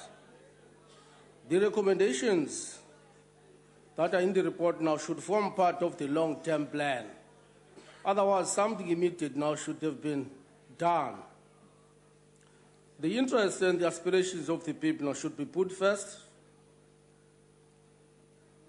It cannot be correct that the Marikana issue could have taken so long for the people to know exactly who killed their loved ones. It means now we've got to check our justice system and the police. The miners just wanted now to pay a mere living wage. It's very much interesting because these people could not even talk about percentage. They said they want 12,500 because percentage now would give them a problem. But these people now were shot and killed in cold blood. That is on purpose with the full intent. Police responsible for this deliberate and disheartening act were not arrested and charged. Yes, the unions and strikers now might have made some mistakes, but now the actual killers were supposed to have been arrested and charged. So I don't know what actually happened because that was expected by the people.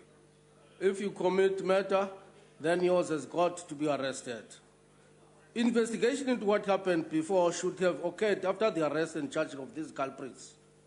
That is the killers.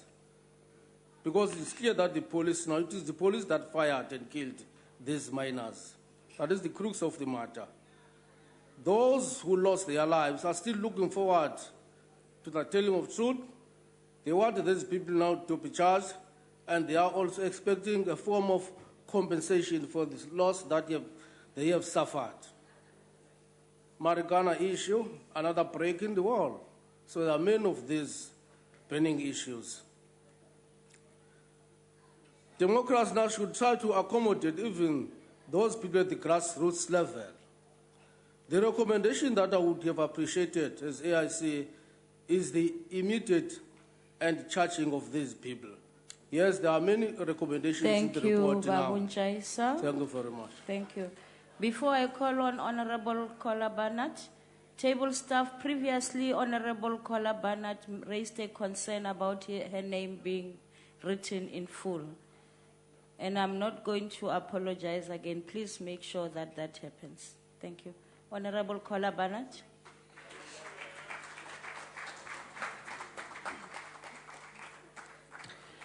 As a nation, we have gone through the shock, the anger, the grieving, and yet we're still unable to fully comprehend the horror of what we watched on television the day after the Marikana massacre.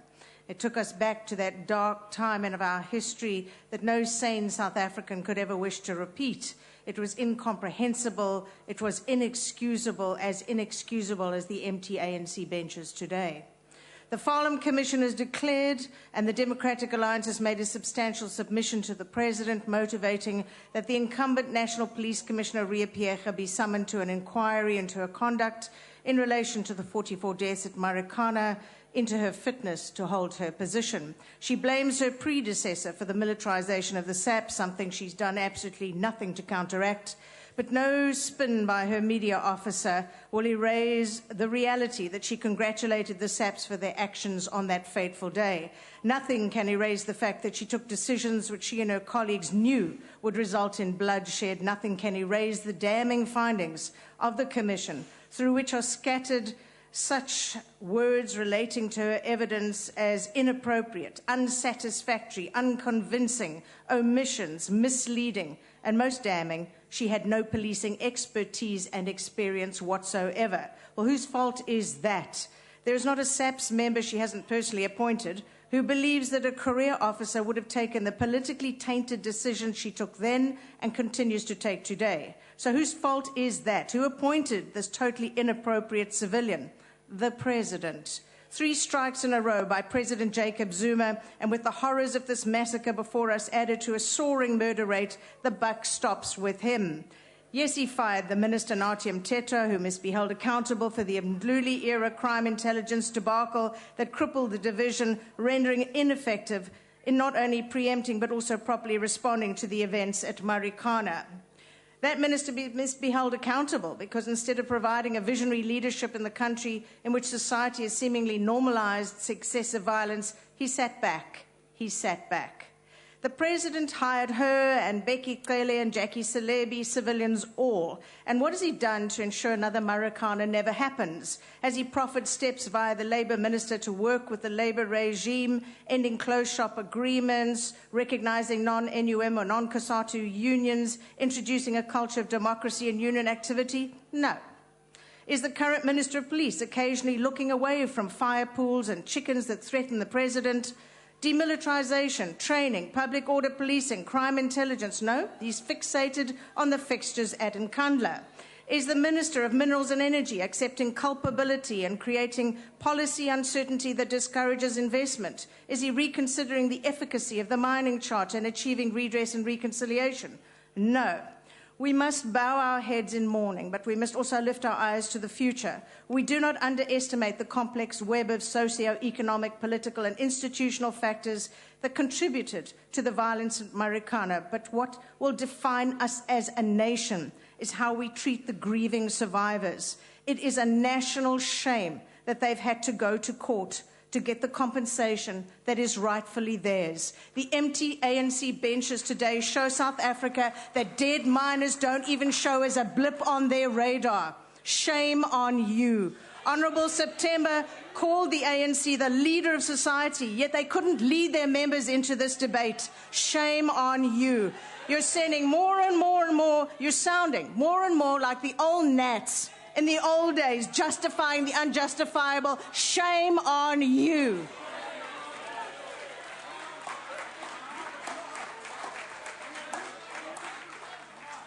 Honourable Deputy Minister of Mineral Resources concludes the debate.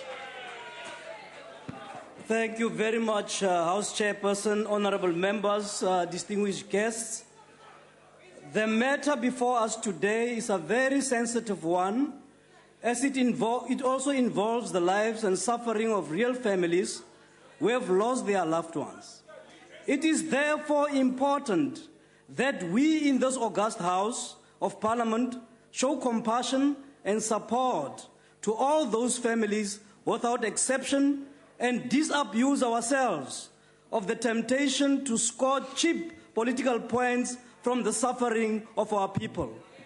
It is one thing on a very busy road to indicate left and keep on turning right. It's dangerous that what the other members are doing here. And for the record, Honourable Deputy President Ramaphosa, the Commission had made no findings against him. So anybody who comes here and call him names,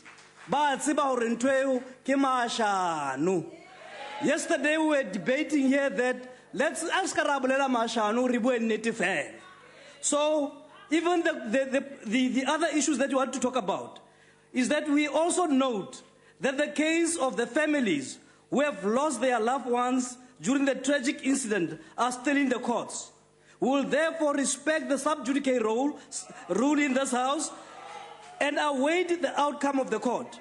Because some people they go about promising people a lot of things which they know they can't deliver. If the case is in court, we've got to wait for the outcome. But also, please also remember the lives of the fellow workers who lost their lives in the hands of other workers. They also should be looked into, and I want to say here, working class solidarity was undermined by this very same act of workers killing fellow workers. It should never happen again in this country. There are those who claim, and at least Honourable Madisha was recognizing the doyens of trade unions on this side of the bench. But we also do know, like any other organization, COSATU has also produced its own factory faults. And we accept that. We must move on. The ANC has produced its own factory faults. So we must continue to ensure that we move forward. We therefore also want to say that this matter that says President Zuma doesn't care, the DA leader knows that is not true. The ANC cares, President Zuma cares, and I'll tell you why. And it's also it's also inappropriate for the DA leader to come and promise the people of South Africa that they will come and pass laws in this country, amend laws. They know that they can't do it without the ANC. And Honourable Kwala Barnard comes here to talk about empty benches. Who are the parties who run away every time out of the House when we've got to do parliamentary work? Who are they? Where is the DA and their friends? So let's continue. You must know that we're able to pass laws without you. That is the African National Congress. Now, that is not the issue here. But you see, the issue of the workers and the working class. I've been a chairperson of the Portfolio Committee on Labour for many years. The DA has always been against the workers of this country when they want their rights. Now, this DA chameleon that comes here and changes, they have been here. Since the apartheid times, they have been defending white privilege against the working class of this country. So you cannot go on changing colors and think that you'll fool us. You'll fool yourself, but you'll never fool the people of South Africa. We therefore must actually commend His Excellency President Jacob Zuma for his swift leadership in this matter and also for appointing the Falam Commission. But also to thank those commissioners themselves for the sterling work that they have done. Now that the Commission and the Presidency have released this long-awaited report, what are the facts relevant today? This report is 652 pages long. So those honorable members who came here to talk about Nkandla is not in that report. Others came here about Baloi. There are no Balois in those reports. So let's forgive them that because they don't have the facts, they've got to just go all over. But we who have read the report, who understand as government that we've got to take responsibility, we understand that we're having this debate today on the 3rd anniversary of a tragedy that befell the mining industry and indeed the country as a whole in August 2012. The Marikana tragedy, amongst other things, brought into sharper focus the importance and impact of mining in the lives of South Africans.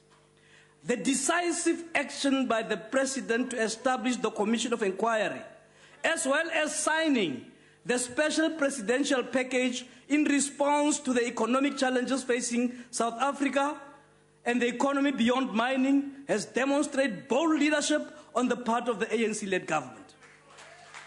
The results of the commission were followed by a response from all relevant government departments, including the Department of Mineral Resources. Honorable Kola Barnett is Department of Mineral Resources, not Mineral Energy. Don't come and mislead us here. In October 2012, the President led the signing of a social accord not confined to the mining industry only, with government, business, and labor, referred to as Special Presidential Package, which made a number of commitments.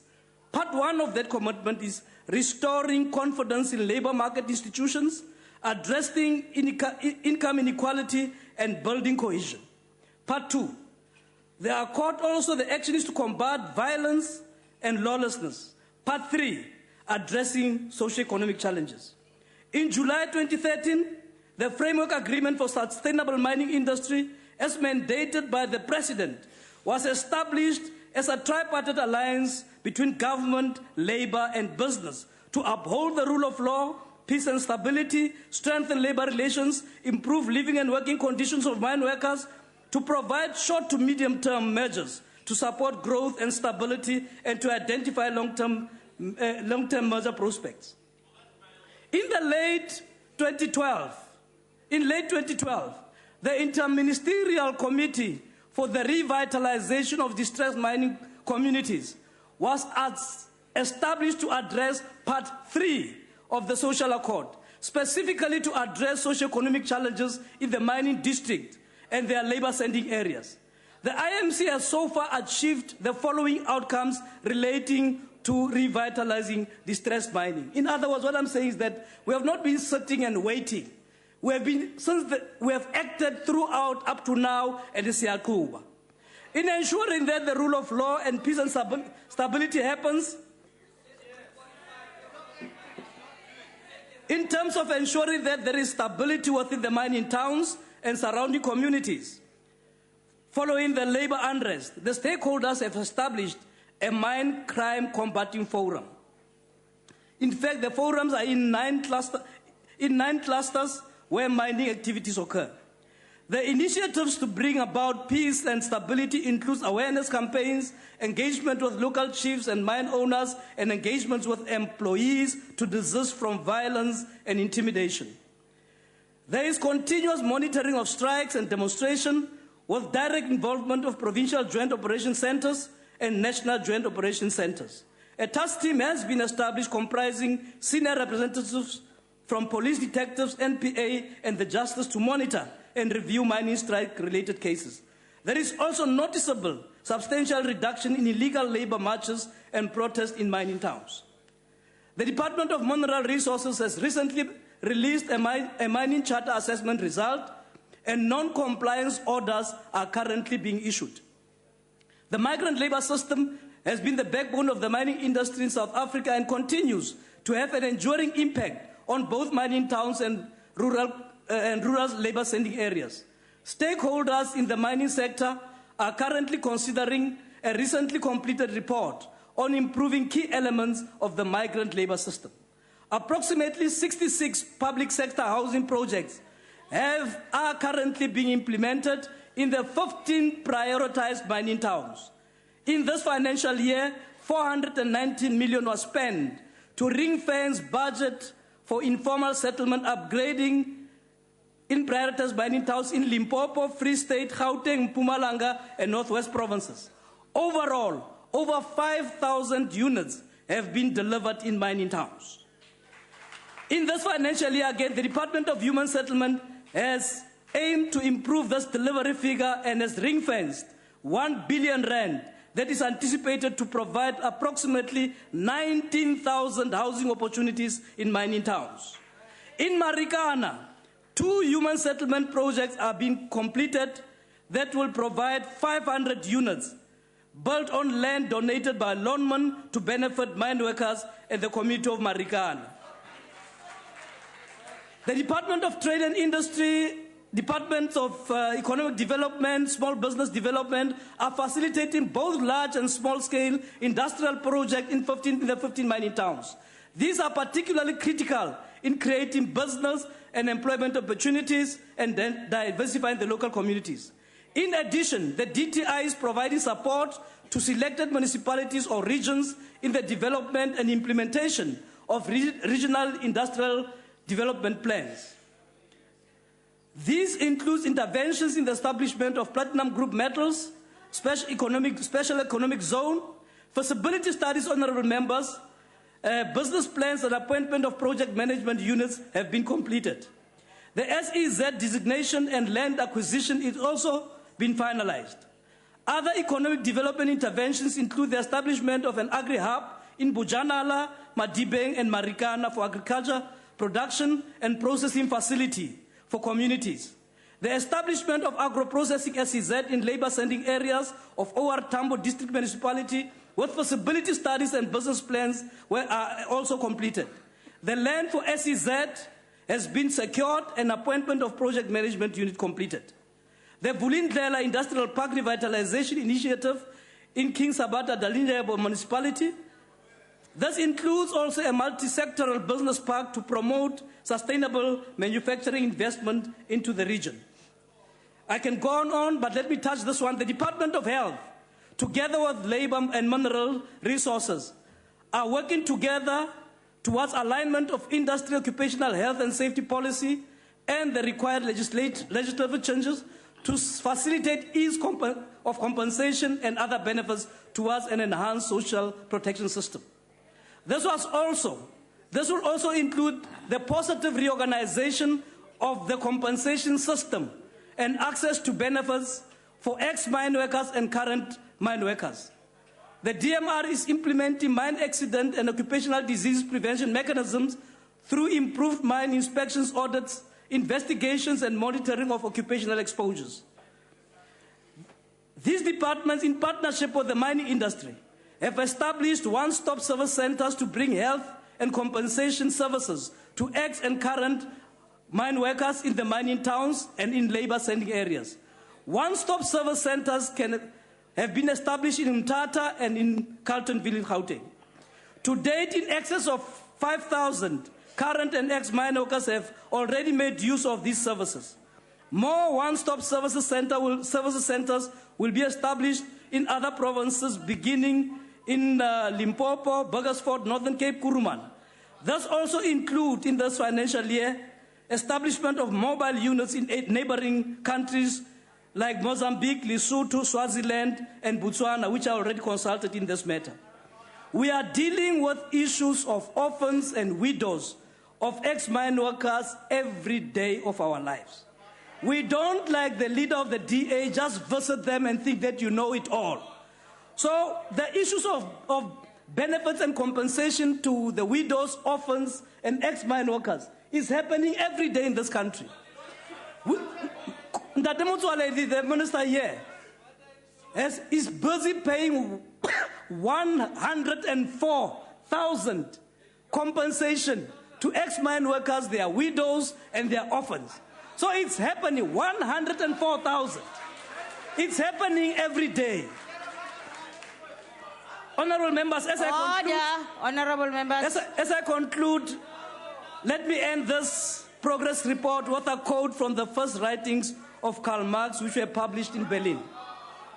If we have chosen the position in life in which we can most of all work for mankind. Deputy Minister, please take your seat. Will the Deputy Minister take a question? Will the Deputy Minister take a question? After concluding my speech, if there is time, yes. After conclusion. The quote goes as follows. If we have chosen the position in life in which we can most of all work for mankind, no burdens can bow us down, because they are sacrifices for the benefit of all. Then we shall experience no petty, limited, selfish joy, but our happiness will belong to millions. Our deeds will live on quietly, but perpetually at work, and over our ashes will be shed the hot tears of noble people. Thank you. Close quote. Thank you very much. Maloko a tlhompegilego. Actually, when I said thank you, it was turning red, so unfortunate. I can't take. Maloko a tlhompegilego. Order, honorable members. Order. Malopa a tlhompegilego a ntlo. Dipoledišano, ngangišano le morero wa letšatši di fihlile mafelelong. Ntlo e ka phatlalala.